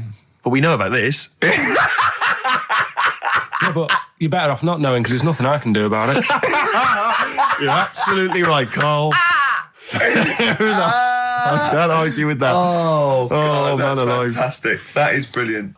White van, Karl. Yeah, White Van Karl. I mean, for those that don't know, we do this. We once ask a week. Karl the questions that the Sun asked someone else. That's right. The Sun every day asks some, average Joe his views on the week's big stories. Karl, let me ask you now. What do you make of Prince Harry smoking openly at a polo club? Are you aware of this story? No. Was it? Go on. Prince Harry, you know that he's one of the royals. Yeah.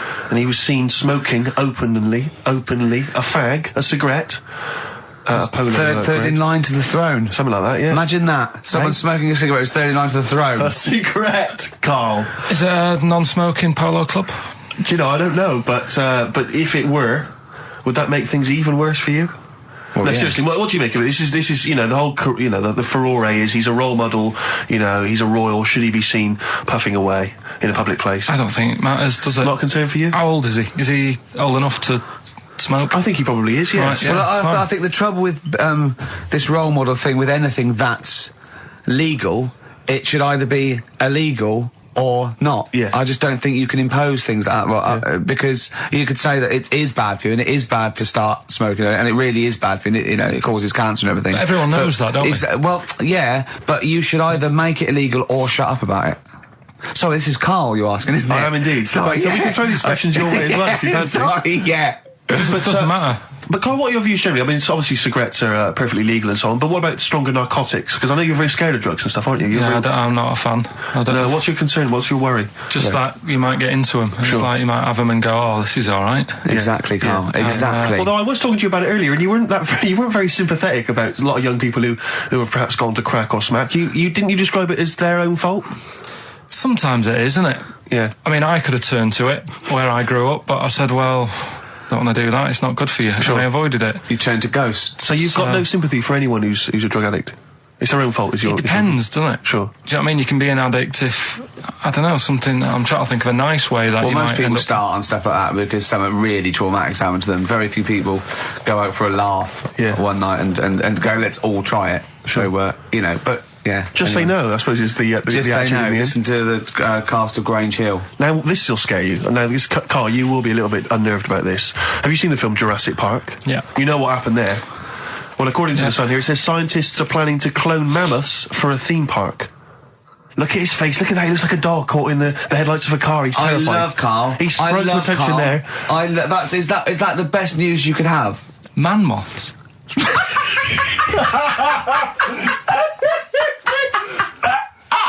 Right, Yeah, man moths. I Man love moths. the fact that that's why he was so excited that they bred a man moth. What is this? Yeah, it's a human being that hides in your wardrobe and eats an entire jacket in a day. Yeah. What do you mean, man moths? Mammoths. Mammoth, the big hairy Have you heard cow of a from the mammoth? Ice Age. I mean, elephant. You're not so excited about that, then? You can take or leave bringing back mammoths to life, but a man moth... A man moth is a different matter. Oh, if we'd have never brought that up, he'd have gone and told someone now. Yeah. They've bred an half man, half moth. This is what we That's how mean. things start. This is what we mean when you hear these ghost Are you stories. slightly deaf? Is that it? When you hear these stories, you're slightly deaf. And his head was in the basket, and he went, count how many times I blink. Is it? Karl, is English your first language? Are you actually foreign? Is that the thing? Yeah. Should we speak when we say slower? foreign, we mean not of this planet. Yeah. Should we speak slower? Would that be a help to you? No, go on. Next What do you one. make of Do that? you think that's good? Seriously, Do you the think that's idea good of to bring bringing back mammoths? prehistoric animals. These giant elephants. They're slow, aren't they? It's not as if they're going to get out and run fast and they can't capture them. They'd probably be a fence, to be honest, Karl. They'd probably be a fence. No, but I'm saying, but you're asking it as if it could all go wrong, but it couldn't, could it? Well, really? but the point was about Jurassic Park is they thought it wouldn't go wrong. They thought they had it all under Yeah, but control. that was and Have you learned dinosaurs. nothing from Jurassic Park, Karl? Dinosaurs would say, think about it before you do it. But with a hairy elephant, it's not going to... Not a concern for you. Would you go along to see him? Would you be interested in that? If it was in the area. He's the best. He's great, isn't he? I'd love a queue. Nothing right? impresses No, him. but what I'd like to do is Karl sitting like Yoda in a little cave, and I'd just like to see people like Tony Blair and Stephen Hawking's in a queue, and they go and say, "Karl, got a bit of a problem." And thinking of cloning a man and a moth. Problem? Not an issue. No, if I'm in the area, I might cruise around and have a look at it. Otherwise, just don't send it near my clothes. Oh, that's fantastic. So it's just for a second. As the words "man moth" came into your head, how excited were you? I mean, were you both terrified and excited? For the moment when you thought that they'd cloned a man and a moth? I pictured. What kind of face did he have? Did he have the moth's head, or was it a man's head? Just a little man head. Right. What was his face? What did it look like? He just was like a bit shocked, perplexed. Yeah. So it was like he'd been grafted onto the body of a moth without his consent. And when he was asleep, he'd woken up. He just went in to have a goiter removed, and they said, "We've replaced your goiter with the body of a giant moth." Yeah. Is that all right, Mr. Jenkins? So he had the head of a little. Was it a little boy or a man? Little man. Right. Okay. And he's just bumping into a lamp. He's just bumping into a lamp. Karl, if you went into hospital and they'd done something, what's the worst thing they could do, right? What would you rather have done, right? You wake up and you've got lobster claws for hands. Right. You wake up and you've got duck's feet. Or you wake up and you've got one horn coming out of your head. The worst thing. Yeah. Probably the horn coming out of my head. Why? Get in the way. That'd be useful, wouldn't it, in fights and stuff? And for like parties, people would play Well, I quoits. suppose the lobster claws would also be quite handy there. Definitely. That's all right. So have you got a competition that you can regale us with, Claire? Because obviously Karl provides a lot on this show. Hold on. We could do White Van Claire. White Van Claire? Yeah. Are you familiar with this? We ask you questions, topical questions, just getting your opinion really on the week's news. Okay, yeah. It's on the spot. If you look forward to that. But I'm a little bit, A little bit simple? That's fine. Just a little bit, What? I always sit on the fence. Oh, right. Well, don't sit on the fence. You see, the worst thing there was she was saying I'm a little bit like, liberal or undecided, and you went simple. Yeah. You assumed. I didn't know. I thought I'm a little bit, coked up? I don't know. Who knows? It's Sturgis. Anything could be possible. But the other thing is with Karl, we didn't know how good value Karl was until we asked him sort of intelligent questions. True enough, yeah. Because he looks quite intelligent, Well, this doesn't is he? it. I mean, So the thing with you, Claire, is I don't discover- think we've probed you enough. We don't know what, your views are on a lot of me things. enough, But we actually, don't know what your Steve, views are, This is what I'm saying. We don't know where you stand. I mean, don't sit on the fence. This is the new Claire Sturgis. Yeah. All right, we're Yeah, going to delve deep, dynamic. find a personality in there, Claire. Let's go back All to right? the old days. How about a bit of the Smiths? That was beautiful, Rick. Listen, we haven't done it for a while. White Van Man. I thought there's some interesting questions raised today, and I think it might be nice to just throw them Karl's I think we direction. set Karl up again in the last hour as a person that people want to know they want to his know what he's opinions thinking. on the world. If you're not familiar with it, on Saturdays, the Sun newspaper asks a typical white van driver questions his opinions on the week's news, and we thought we'd throw these in the direction of Karl. And then what do you make of this teenage thug, Karl, Mickey Carroll, who spent 4 months in jail and he's won 9.7 million on the lottery? Is that justice? When you think of all the good people that are going hungry? And there's a lad there and he's won. Did he buy the ticket before he went in? No, I think he bought it once he'd come out. So he's done his time. He's done his time. Fair enough then. He's been punished. Yeah. Right? He's bought a ticket. He's had a lot of bad luck. Mm-hmm. Now he's having a bit of good luck. Right, next one. Are you concerned that now he's got all that money he could turn into like a sort of mastermind villain? Like a James Bond style villain? He's got a criminal streak, we know that. Is that a concern for you? Well, I mean, imagine that he could build some kind of underwater fortress. We don't, with my lawyer's hat on, we don't know that. Yeah, well. Well, he'd have to prove that he didn't have a criminal streak. I'd say you've been in jail for 4 months. Yeah. Sometimes people are bad because they haven't got any money, so he might be an angel of gold now. Or whatever it is. 1 in 5 children aged between 11 and 16 go on booze binge sessions at least once a week. That's terrifying news, isn't it? Kids, they know too much now. Yeah. You despair. I know, right? Yeah. Listen to this one, right? Go on. My dad had me niece in the car, right, running her to school one day, and she was in the back of the car with a mate, and they were chatting away about stuff like kids do. And he got onto the topic of one of the mates who he said, you've got to remember, my niece, this point, was probably about 5 or 6, something like that, right? In the back of the car, talking about My Little Pony, whatever it is they play with. Subject changed, that Lisa in our class, she's a lesbian, isn't she? Right. That's what they were talking about. Yeah. Chatting away about it. Just openly talking about lesbianism. And probably, this is the topic that they're talking about in the pub when they're having out drinking. Yeah. Yeah, but they might have thought a lesbian was a funny word or something. You don't necessarily know the ins and outs of it, do they? It's weird though, isn't it? Because when I was younger at school, you didn't you swore a little bit, but it wasn't like major swear words. And you sort of did a little bit of nicking, but nothing like they get up to now. I mean, my girlfriend, when she was about 7 or 8, she was walking to school with her mum, and she called her a C-U-N. Right? You are joking. No, she said, because she thought it was she said she thought it was a big furry animal. So she was being nice, and I remember, where'd you hear that? Where'd you hear that? Like, just heard it at school. So they might not know what it means. Well, I tell you, I'm gonna have to use kind of euphemisms here to tell this story, but when I was at school, I learned, the stronger version, it's not the same word, but it's very similar with one letter changed. I'm gonna use twit. Yeah. You know the word I'm thinking of? Yeah. But I'm gonna use the word twit to replace it, right? And I went round... You think that's twat? Yeah. Alright. That's what I'm thinking of. And, so can I say it? Am I allowed to say it? No, it's weird though, because some people from Cornwall use that like saying twit. So, if people listen in Cornwall... Do you know what a twit is? A pregnant goldfish. Well, I learned the stronger version of twit. Yeah. Twat. For those that aren't sure. I learned this in school when I was like 10 or whatever, and I didn't know what it meant. I thought it was just a stronger version of twit. Yeah. I thought it was just if you were really annoyed with someone because they were a real twit. Because I is worse than I. Exactly, apparently. So, Karl would be a twit. And so I started using this at home because I didn't realise what it meant. I started using this at home. Oh, you twit, you're a twit. And saying it to my dad, you're a twit, but not saying twit. Yeah. And my dad didn't know what it meant either.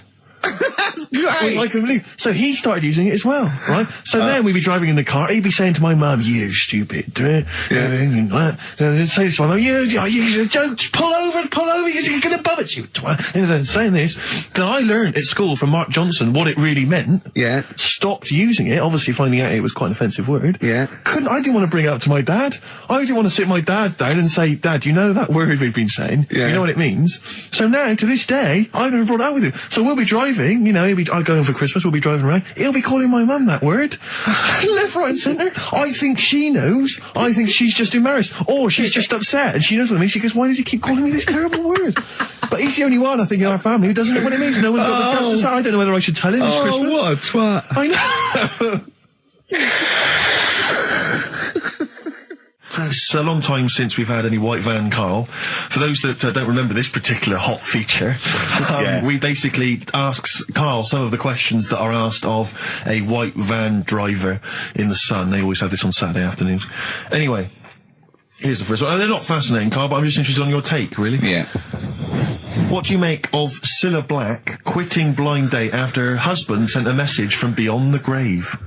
Are you familiar with this story? I didn't know that. What's that? She went to see a medium, and supposedly her husband passed on information through the medium, which was incredibly vague, but persuaded her to quit live on air. Well, it's about time, isn't it? If even dead people are saying, enough's enough. But I'll tell you what, though, talking about ghosts and that, do you know how I'm into them? Yeah. Right? How weird do you think this is, right? Well, it's not true. Before you say it, play a record. No, go on. Go on. Right, it's this woman. I don't even know if it's ghost, really. It's just a bit weird. Sure. Yeah, sure. There's this woman, and she's not a woman, she's a kid. Sure. Okay. Sure. She's walking down, like, a street in her area. It's a nice day and everything. Everything's normal. She's walking down, and a woman comes up, cycling past, right? The woman on the bike looks at the kid, absolutely terrified, right? Got a really scary face on her. Yeah. The kid's thinking, why is she doing that? Yeah. Right? So anyway, she thinks nothing of it, goes, I think she was playing in the park or whatever, goes and has a nice day. About 15 years later... Oh, right, yeah. She's, I don't know, I think she was going to work, right, on a bike. She was riding her own bike? Riding her own bike, cycling down the road. Oh, yeah. Looks at the kid. That's the thing that happened, like, 15, 20 years ago. Right. It's her on the bike looking at her as a kid. Right. Not another child. No. So it's her. She's seen herself. What, Karl? I mean, don't know where to start. Firstly, where's this information come from? But I mean, why do you ever? I mean, I don't know what part of that you think can be true. I mean, honest. I'm speechless. I don't know what to say. What are you talking about? Bit weird, though, isn't it? But it's not true. It didn't happen. Nothing happened like that. She said it did. Well, she's wrong. She said she saw herself. She saw herself as a kid, didn't she? Did she carry on riding and as an adult when she was a kid. Did she stop and talk to herself, or did she ride on by and think, that's a bit weird, there's me as an 8-year-old. I won't stop, I'll be late for work. Yeah, if I'm late again, the boss said he'd be in trouble. Yeah. Oh. Well, And where is this information? Did it happen to someone you know? No. You overheard it on the bus? No, it was in the 14 Times. Oh, right. Well, okay. that's the answer. Good. We've Okay. got to the bottom of that. Right, good. Brilliant. Now, what do you make of David Blunkett accusing gangster rappers of making kids believe guns are cool? It's a hot topic there, Karl, and I imagine you've got some strong opinions. He's saying what? He is saying, basically, that all this rap music is advocating gun use and violence against people, and he's very worried about it. Nah. Okay. All right. What's the next one? Have you thought about going into politics? Because gotta go. I'll tell you this, they wouldn't be able to argue with you, really, in the Houses of Parliament. They'd have where would they start? Yeah. My learned fellow is an idiot. No, but violence has always been about, isn't it? Like cowboys and Indians, they didn't have PlayStations and Tupac then, and there was still violence. What do you mean? In the Wild West? Yeah. Do you know what I mean? So you can't really blame it on stuff. It'll always happen. That's the world, and it's made up of different types and that. Again, he's right. Again, he's sort of right in a way, in his innocence, in his buffoonery. I didn't hear what he said. He just said there's always been violence. You know what I mean? It's sort Even, of like, dinosaurs, look at them. They cause a lot and of then he trouble. went too far and made himself sound like a fool But again. I'm just saying, it's always happened, it always will. Yeah. Don't try and change it. Yeah, just chill out is what you're saying. Do you know what we should do? We should all get on our bike, go and find ourselves when we're little and go, be careful what you do in life. We've had a lot of emails saying, could you bring back White Van Karl? Oh, yeah. Which is that section of the show where we ask the questions that the Sun asks Someone various else. random punters of Karl. But sadly, recently, they've got very politicised and very kind of, basically a little bit depressing. So there's not really anything appropriate. But I have trawled the papers looking for other questions posed in other sections of the Sun. Good idea. I was just looking here at the Dear Deirdre section, which is the sort of problem page. I don't know what your views are on this. I'd love to see Karl. Oh, God, can we get him a job? As an Just agony. ask. Oh, my God, that would be amazing. Right? Well, here's one. I'd like to see your view on this, Karl. I'm a happily married 42-year-old woman with 4 kids, yet I've developed a huge crush on pop star Darius Dinesh. Yeah. It sent my hormone levels through the roof, and last night I woke my husband up at 4 a.m. for sex. We've been married for 20 years and he can't believe his luck. Recently I've been having... I want to go to I'll stop you there. Why are you telling me? Right, carry on. Sorry. Recently, I've been having erotic thoughts about Darius morning, noon and night. Yeah. I haven't felt like this since I was a teenager and mad about Donny Osmond. My husband is amazed at the change in me. We had sex twice last night and again this morning. Again, why are you telling me this? Yeah, go on. He's just boasting. This is not a problem. It's not a problem. What's here. the problem? No problem, just wanted to tell someone. Thanks very much. I watched Darius on TV last night, and when my husband came home, I dragged him into the kitchen and we made mad, passionate love. Right, they did it then, twice last night, once this morning. That's 4 times. 5 times she's mentioned it so far. Yeah. She's doing all right. My husband, this is a great bit. My husband thinks it might be his new moustache. Or that I'm going through the menopause, but I You know were thinking different. of growing a moustache? I was Just thinking think of it would growing a change your luck moustache. with the ladies? I love the idea. That's what he thinks it is. He's telling his mates in the pub. You should go grow mad with to me. these. Grow The with old these, Tom right? Selleck. 5 times in the last 24 hours. Hooray for sexy Darius. So, what do you make of that then? What are your views on that? Hold on, though. If that bloke is reading that paper, that narrows it down It's a gotta bit. be, yeah. Who else did he know? His wife likes Darius. He's had sex 5 times that night, and he grew a new moustache. He's thinking, I wonder if that's me. Maureen. Yeah, go on. But what's your concern? Because I'll tell you what her problem is. She's worried that, the reason that she's now kind of overly excited and she's having this great sex with her husband is because she's actually fantasizing about someone completely different, younger. She's having these wayward thoughts, isn't she? She's a bit concerned about that. What's your concern? What are your thoughts? I reckon she's going to start shoplifting soon, coming out in hot flushes. Go on. Just, they're both happy, aren't they? He's getting what he wants. she's happy, I'd say, yeah, whatever, get on with it. Do you think that she should confess? She wants to be honest with him. I wouldn't, because not that many fellas like Darius. Right. So if you're sort of thinking, oh, she'd rather have him than me, I don't What do you think Darius would think of this? He'd probably be happy with that. I mean, what would you do if you got loads of phone calls, right, from women going, Karl, whenever you're on the radio, I just have to do it. I just have to do it. Your voice makes me... I'd say, right, well, you know, it's all right. I'd be happy with that. Would you? Yeah. I mean, just in case anyone is doing that.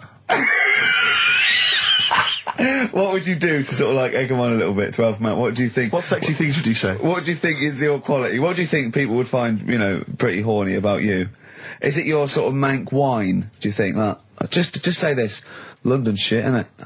I think say that, but you know, London, it's not that good, is it? Like I think you've done it there. So that's say something quite sort of sexy though. Say something like, you know, well, I love to love you. Say something sexy. Say that. No, say something sexy. If Susan says to me, you know, do you love me? I go, yeah, you're all right. I know that's true. Yeah. I know that's true.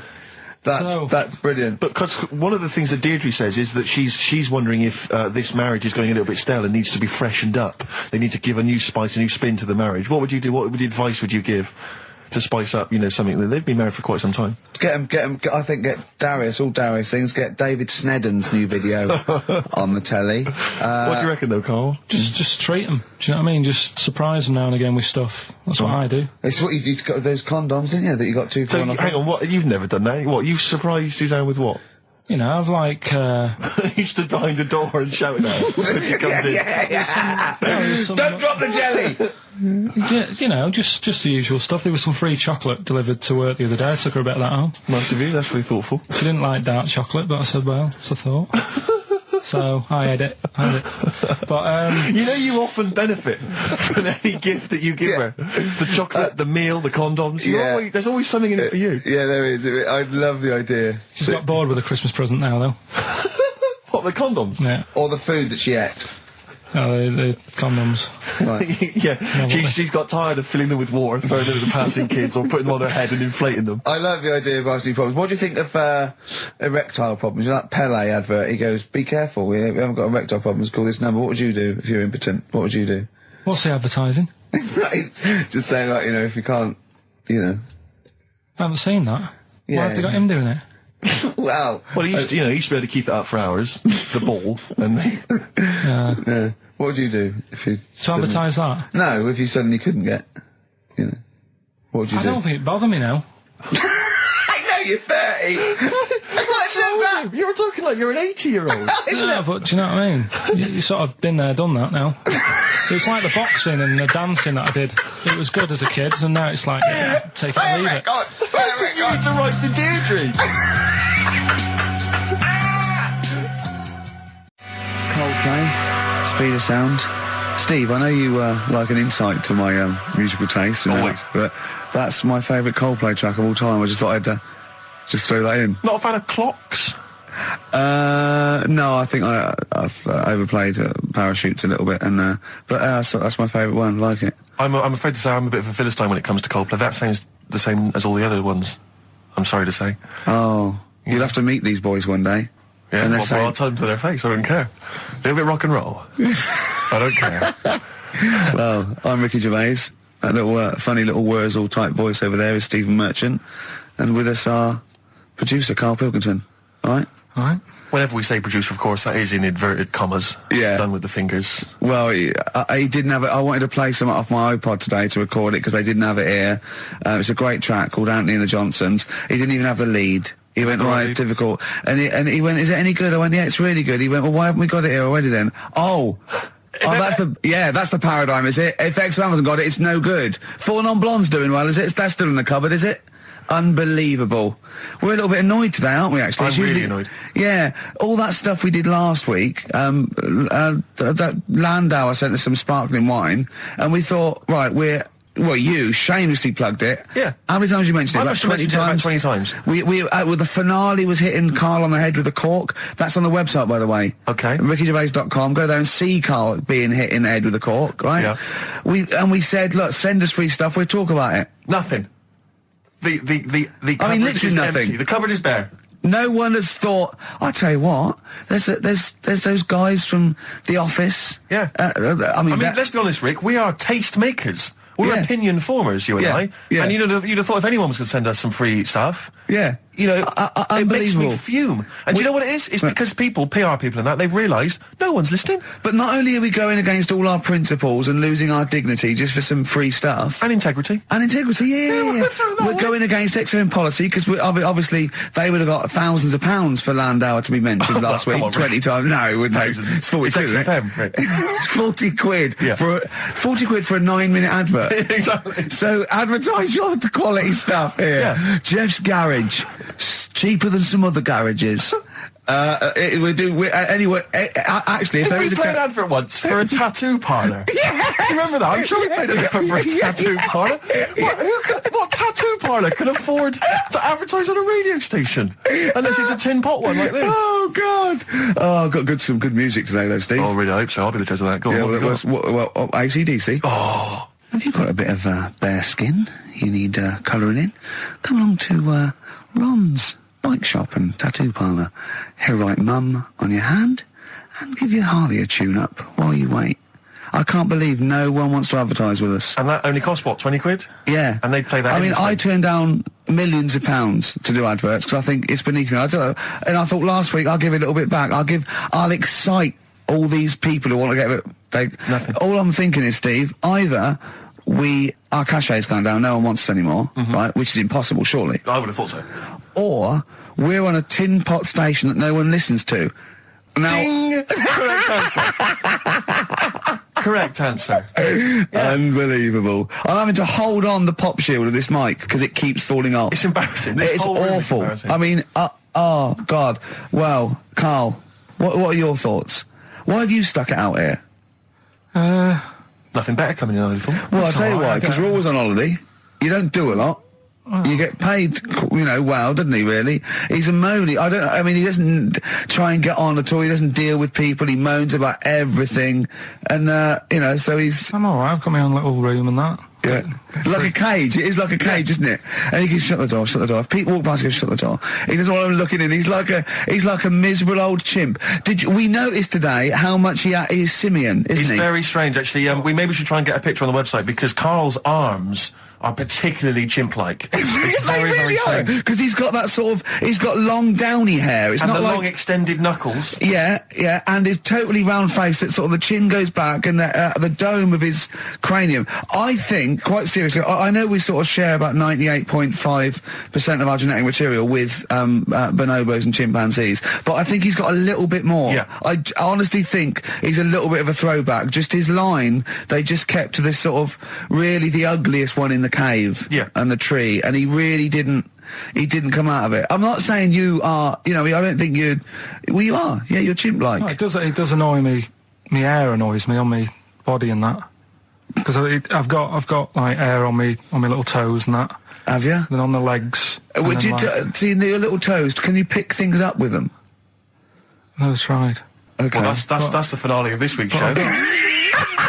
We're going to see if he can play a record and put the fader up From a tyre, while swinging in on a tyre. just using his hairy toes. Yeah. I've sort of got hair all the way, but then it just runs out where it should be. On the I top of your know. head. Top of your Yeah. head. It's And just- is this part of the reason why you're always uncomfortable about, being nude or around naked people? Is that partly the reason, do you think, because you look so grotesque? Well, when I'm on holiday, I don't really like wandering about without a top on unless, like, it's a quiet beach or whatever. Sure. So There's what would you there's normally wear? need. Shirt I just and have tie? like a nice sort of light, summery, sort of linen shirt, maybe, just Yeah. a few top buttons open. Yeah. But I don't like the naked body. Isn't that nice anyway? Is it? You know what I mean? Whatever it is, if you're a cat and you're shaved, you don't look that nice. Do you know what I mean? But with I hair think on you'll it- find a cat is naked even with its fur on. Cats don't wear clothes. No, but what I mean is a bald cat isn't that good. You know it does me head in that I'm bald. I'm not. I wish if I could have hair, it would be nice. But that's life. Would you isn't it? prefer animals to wear clothes like Mickey Mouse does? or goofy. You know that I don't like nudist and all that. We've done it. But don't you think sometimes you could sort of like maybe fancify it a little bit? Like if there was such a thing as an ape salon, and there isn't, Karl. There isn't, right? Would you give a orangutan a trim, maybe sort of his hair? Because some of those look like they're going bald, but they've got a comb over, they don't should they? just have a shave. Well, it's like that. That's what I did. Just take it back. And the underarms as well. Yeah, they've really got a lot of underarm hair. Even the women ones. Really? Yeah. That's disgusting. I know. I don't know. I don't even know why they breed. I don't know how they get they laid, some of those horrible old hairy ginger orangutans. Yeah, they are particularly grim, some of those. I know, yeah. The big ones. I know. Ginger ones. Yeah. You can't be happy, can they? What is that? Where did that happen, the ginger thing? Why do people give them, like, a hard time and that? Well, you just gave them a hard time then, so why did you do it? You were just buying in, were you, to people do sort of give... I don't understand why, but ginger people get quite a bit of stick, and I've never understood it. No, well, it's just, I don't know why. I don't know. Though, don't they? I don't know, it might be historical, it might have been because... I'm sure they don't everywhere in the world. I'm sure it's probably... Oh, they are. They're always... I've said to you about even, like, ginger cats, they're always fat, because they're sort of sick of it, probably. Play a record! Wait. Ginger cats, what do you mean? When you see a ginger cat... They've been eating, like, because they're upset, fed up they've been bullied. You never see, like, a thin, happy ginger cat running about. It's always overweight and looking a bit fed up. It's just a good point, isn't it? I wouldn't say it's a good point, Karl. It's a point. So last week, the Chinese don't age well. Now, anything ginger, including cats, are sick of it. No, but I'm just saying... Are you ginger? Would you like to take issue with any of Karl's points? 83XFM is the text. You can text us. Maybe you've seen a thin ginger cat. I'm not having a go, though. That's what I'm saying. I'm just saying it's weird how people give him a hard time. And it's if I could have hair, I'd go for ginger hair rather than being bald. Really?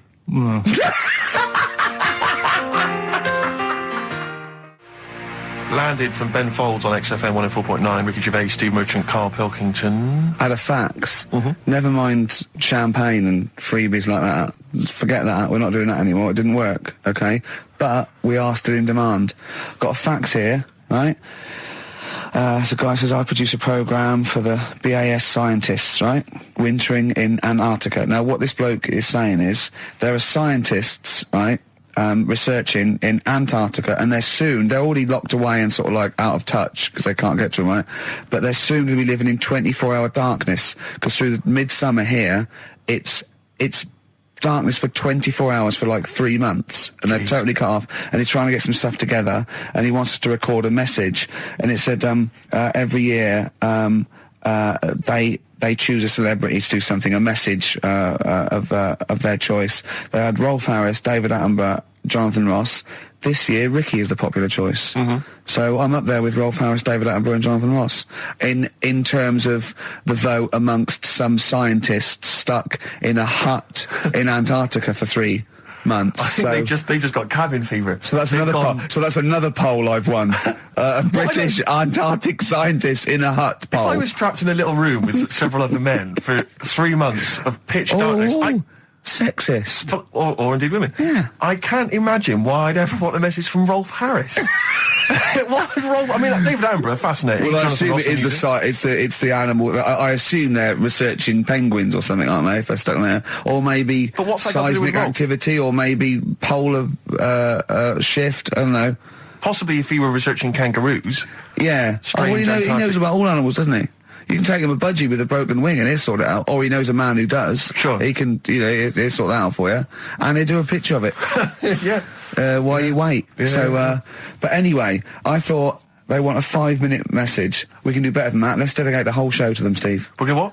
Dedicate the whole show to them. What, was it, trouble with my diction? A little bit. I'm just thinking again, we've got to slow down because these guys are there, they're working, they're busy. They're used to speaking eloquent English. Exactly. They're used to talking to intelligent, educated people. Yeah. So Karl should be something of a surprise to them. I imagine they'll just flood back early and come back to study him.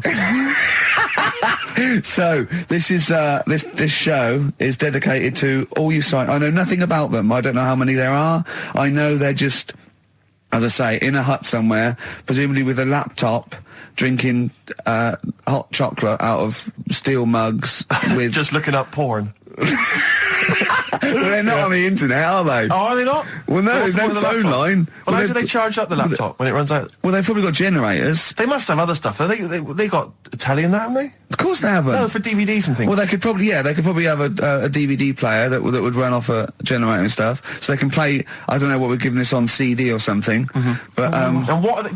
How can that enhance your life though? That you like 2 months has gone, you've sat there, you're chewing Kendall mint cake and just looking around at white walls, right, thinking that the Thing's going to come in any minute and put you out of your misery, right? And you go, all right, lads, it's here. What? A 5-minute message from Ricky Gervais. Yeah. Who? The fella from The Office? Oh, yeah. Go on. I mean, so I don't know how I can enhance. I mean, I go mental. One of them's going, I voted for Ricky Martin. What? Yeah. But I don't understand what they're researching. You say penguins, but that's just a hypothesis. Well, I'm assuming that because it's Antarctica, where the penguins live. Is there anything else there? What else is going on? There's presumably climate differences and... Well, yeah, because it's a landmass, isn't it? Arctic's just on ice, and Antarctica is actually a continent. It's a landmass, so there's stuff there. But presumably not in the winter. I imagine it's like 10 foot of snow, and really not a lot happening. Sure. I don't know what they're researching. It could be astronomy, as I say. It could be some sort of seismic thing. It could be just testing polar melting. It could be penguins. I've no idea. I haven't got the information. I don't think they want us to go into what they're doing. I suppose they already know, yeah. They probably want to know what's happening in the world well, we've got the man here. That's an interminable 5 minutes for them. We've already wasted that 5 minutes. They're going to put it on excited to hear from you, and they've just got 5 minutes of us discussing what they might be doing. What I'm worried about is this bit. Well, for these 10 people there, we've just annoyed the 200 listeners we've got. Because they're thinking, what's in this for me? Well, we'll have fun along the way, and what I think we're doing, they've been stuck there, as I say, they're out of touch, they don't know what's happening, so Karl Pilkington is the man. We're going to have a break, we'll have a song, maybe some ad breaks, and then Karl is going to let these scientists who are stuck away in the darkness know what's been happening for the last couple of weeks. Is that all right, Karl? Well, I don't really follow the news, so they probably know more. I was going to ask them what's been going on.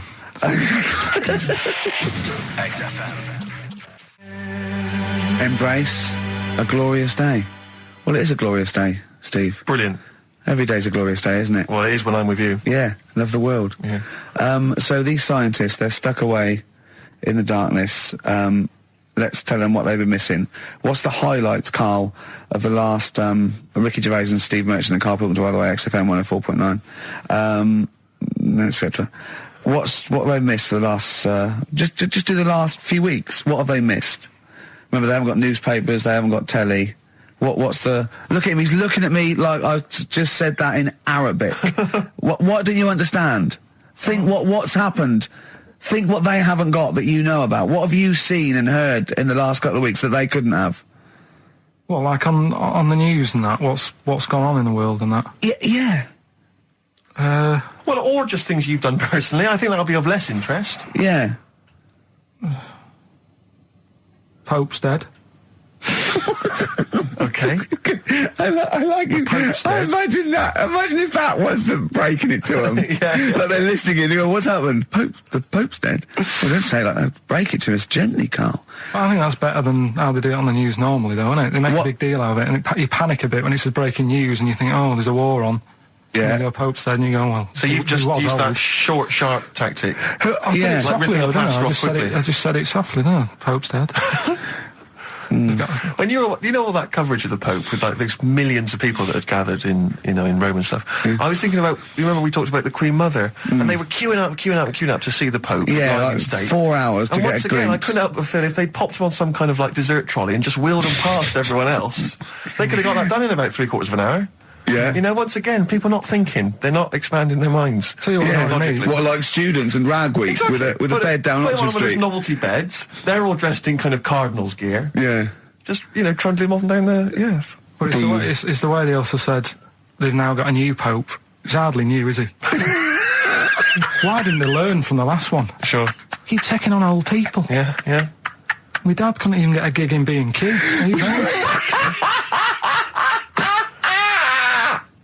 Oh, God! So who have we offended? I mean, the thing is, it's clever because soon our offensiveness isn't going to be sort of like we're feeling guilty about offending someone. It's going to be like we're going to be living with Salman Rushdie. Yeah. Do you know what I mean? The things. I mean, that's pretty.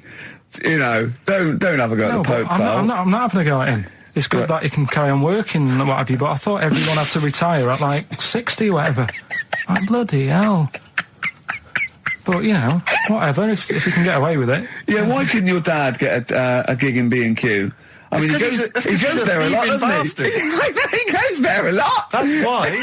If you're just joining us for this one-off show because you're trapped in a bunker somewhere in the Antarctic, you should know this of Karl's dad. He's a thief. He steals things, and we've openly discussed this before. He steals this from other elderly ladies and elderly people. Perhaps. Oh, he's not like Raffles though. He doesn't go into their house. He's not a gentleman thief. No. What's it? Don't people put? Let's put this in context. You know, he's not a villain, but sometimes when people leave groceries lying around in a public telephone box. Oh, what it was, where they live now, they've retired, right? They've moved.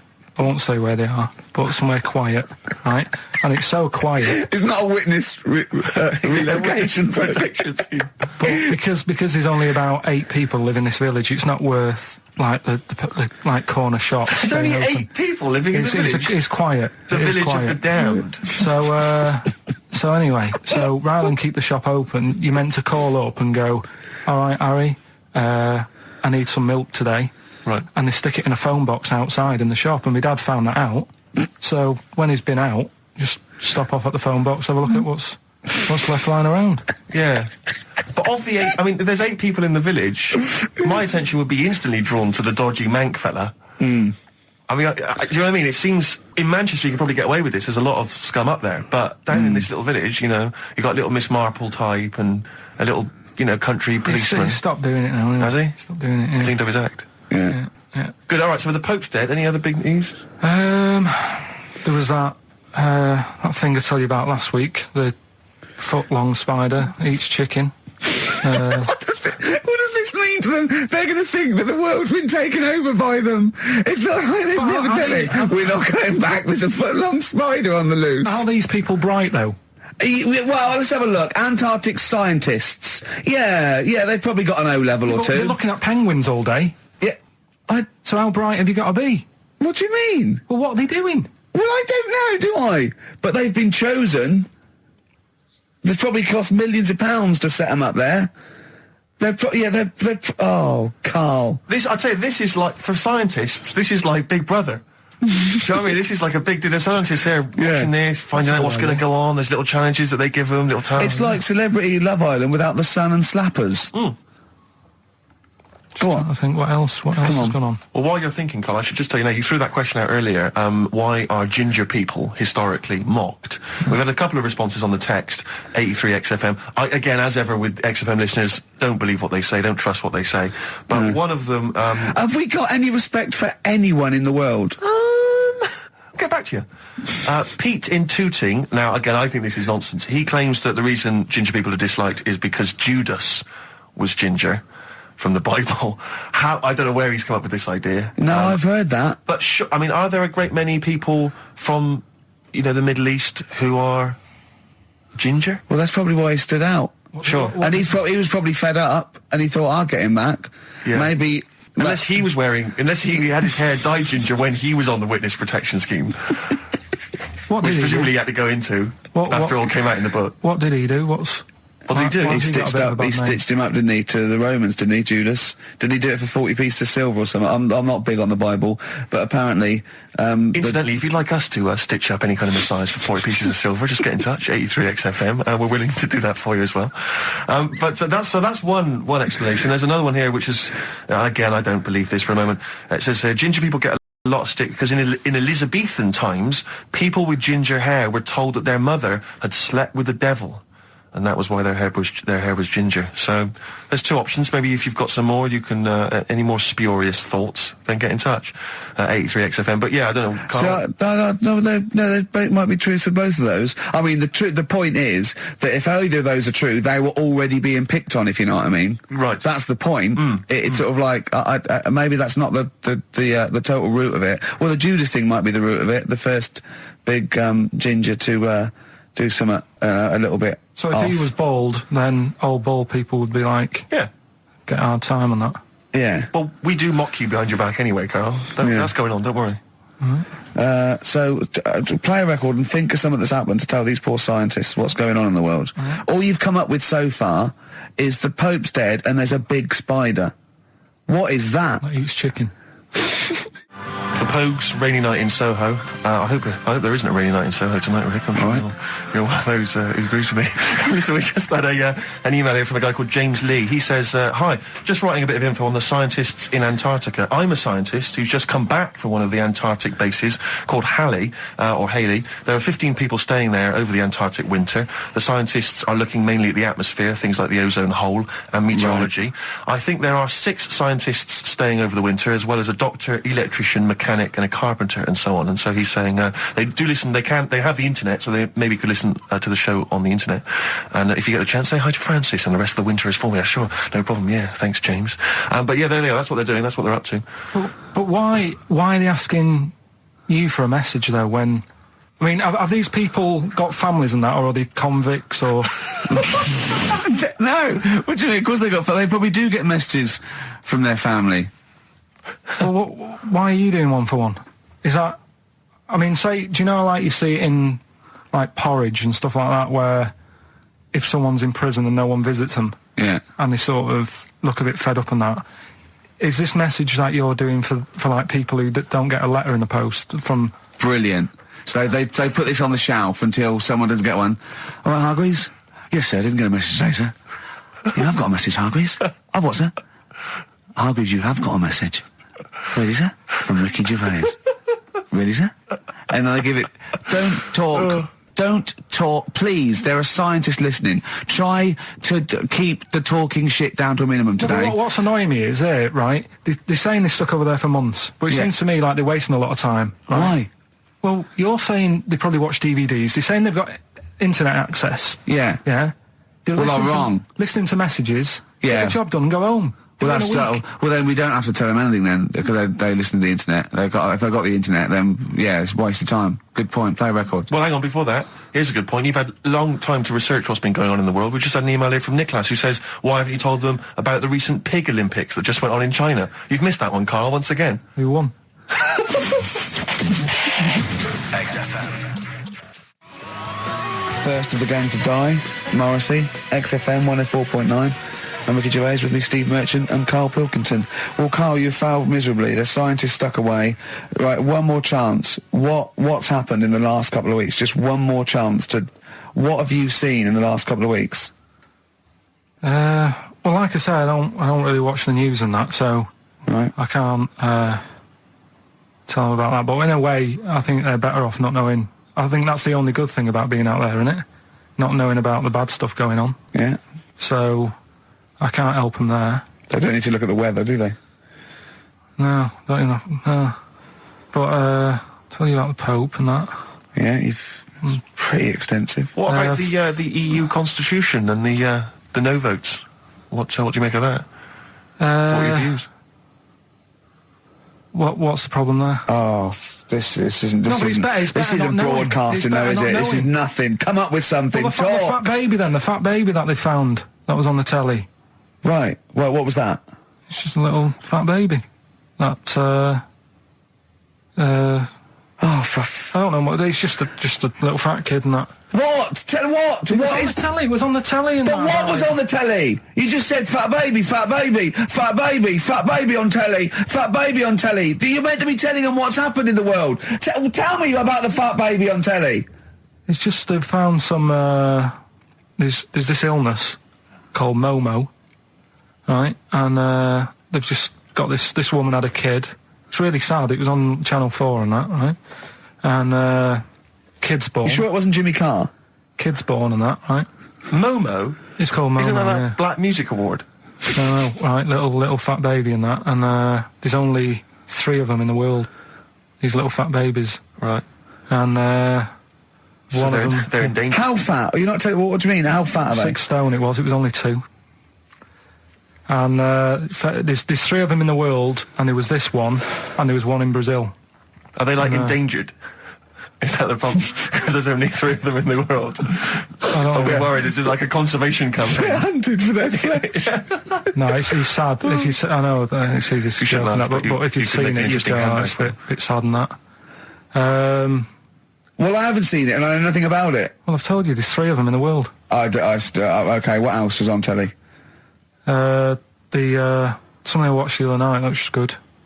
Again, you know, I learn stuff from the telly. I don't watch the news. Well, you don't learn stuff from the telly. I'll tell you what, though. You told us there's a fat baby in the world. Forget about them. There's a spider eats chickens, and there was a fat kid. Forget them in Iceland, right? Yeah. We'll give them Rockbusters later to do, right? Iceland! But what's the name? I'll tell you what is interesting, Steve. I didn't know that much about it. Autism. Okay. Oh, good. With some more entertaining stuff on XFM 104.9. Just to cheer up people. Go on, End. What? Come on. No, right. Have you heard about it, Steve? What autism? It scares me to death when he comes up, when he touches on a serious subject. We've been talking about wheeling a dead pope round, the Chinese don't age well, and ginger people are hated. And now we're going to touch on a really... I mean, my heart's in my throat. Go on, Karl, then. Tell me your insights to autism. Right, well, there was this... Again, Channel 4 coming up with some good stuff at the moment, right? It might have been Channel 5. But what's the name? It's the attention span I like. These people who they've got like this autism thing going on. Yeah. And they sort of take in a lot of information. They get sort of they get so into it that they know everything about that subject and what have you, right? And there was this lad who he knew everything, right, about EastEnders. Right. He sort of the cameraman was saying to him. So, you know, why EastEnders and that? And he said, I don't know, I just like it. And he said, I remember when I first watched it was a Thursday, it was 5 to 8, Pauline Fowler walked in, she had a pink jumper on, she said, all right, love. And he remembers everything from that moment on. Yeah. Right, and everything, which is great, but then the way the programme was making out, it was almost like they were saying it's a disability. Right. When in a way, it's more like a superpower. Sure, like Rain Man. But if you can take it's Rain Man. No, he has special autistic powers. Oh God! We must send for Rain Man. I don't know what to do. So he would be a great contestant on Mastermind, sort of autistic Mastermind. He'd be what dynamite. I'm saying is, don't be watching EastEnders though. Sort of, why didn't they give him an encyclopedia and say, get into that? Sure. That'll be useful. Yeah. Keep him away from EastEnders. Wasting his time there. But I don't think it is a disability. No. Yeah, there are other things, and they're not. It's also autism is a matter of degrees. From what I know, and I'm sorry to have to do this, but I feel that I have to at least be the voice of reason, as ill-educated as I am on the subject. But I think there's degrees of autism. I think some are higher performance than others. There's other issues with it. It's not they're just got good memories. They don't go around doing tricks for people because they can remember stuff. There are other issues with it. Do you know what I mean? Well, I mean, they seemed a bit... But you watched the programme, what did you learn? That he knows when Pauline Fowler came in? Yeah, I mean, there was other bits where they couldn't control their emotions and stuff. Oh, that other little bit, yeah. But the main bit of it was he can soak up information and stuff, and I'm just saying, it didn't seem really bad. Do you know what I mean? There's disabilities where people say that's a bad disability. It's like how people say about... This is brilliant. This is just like this is amazing to be in a room with this man. It's incredible. You just wind him up and listen to what comes out. And I'm going to sit back now. I'm not going to defend you or explain anything. Just go on and tell me about the other disabilities that are worse. No, what I mean is how people can sometimes easily get mixed up. How people are scared of like a cyclop. When at the end of the day, he's got a disability. A bloke. Who's scared of a cyclop? No, it's apart just from Jason and his Argonauts. Where's this cyclop that you're scared of? No, I'm just saying in history and in books and that. No, not in history. History happened. Yeah.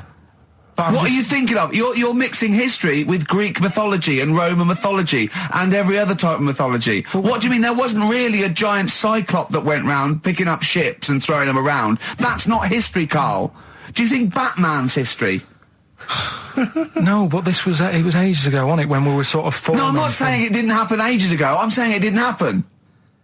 Well, it might have done. There's no. I mean, what's so ridiculous about a fellow with one eye? In the middle of his head, and he's big and scary and lives in a cave. Why is he scary? Because he's got. What if he had 8 eyes? I'd be scared of him. At the end of the day, they've got a disability. We'll talk about it in a bit. Bobby Womack across 110th Street on XFM 104.9. I'm Ricky Gervais, with me Stephen Merchant, and over there, Karl Pilkington. Can I just remind people that... A man so stupid, it isn't actually offensive. I just want to put that out there. Yeah. Okay, good. No, just wanted to remind people that they can get in touch on the text, 83XFM. You'll need that text number shortly, because we're going to be playing Rockbusters very soon.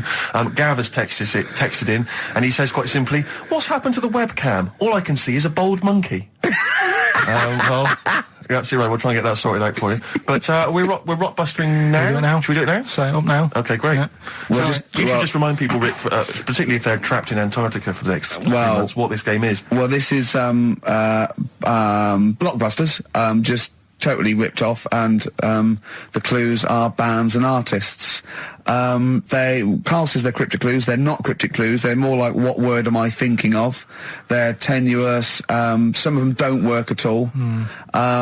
So it's really, are you in tune with a shaved monkey? I mean, it's nearly embarrassing to get the clue. I pride myself on that I don't really get them.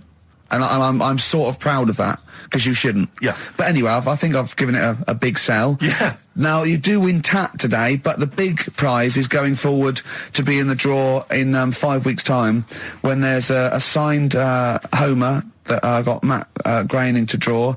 If you go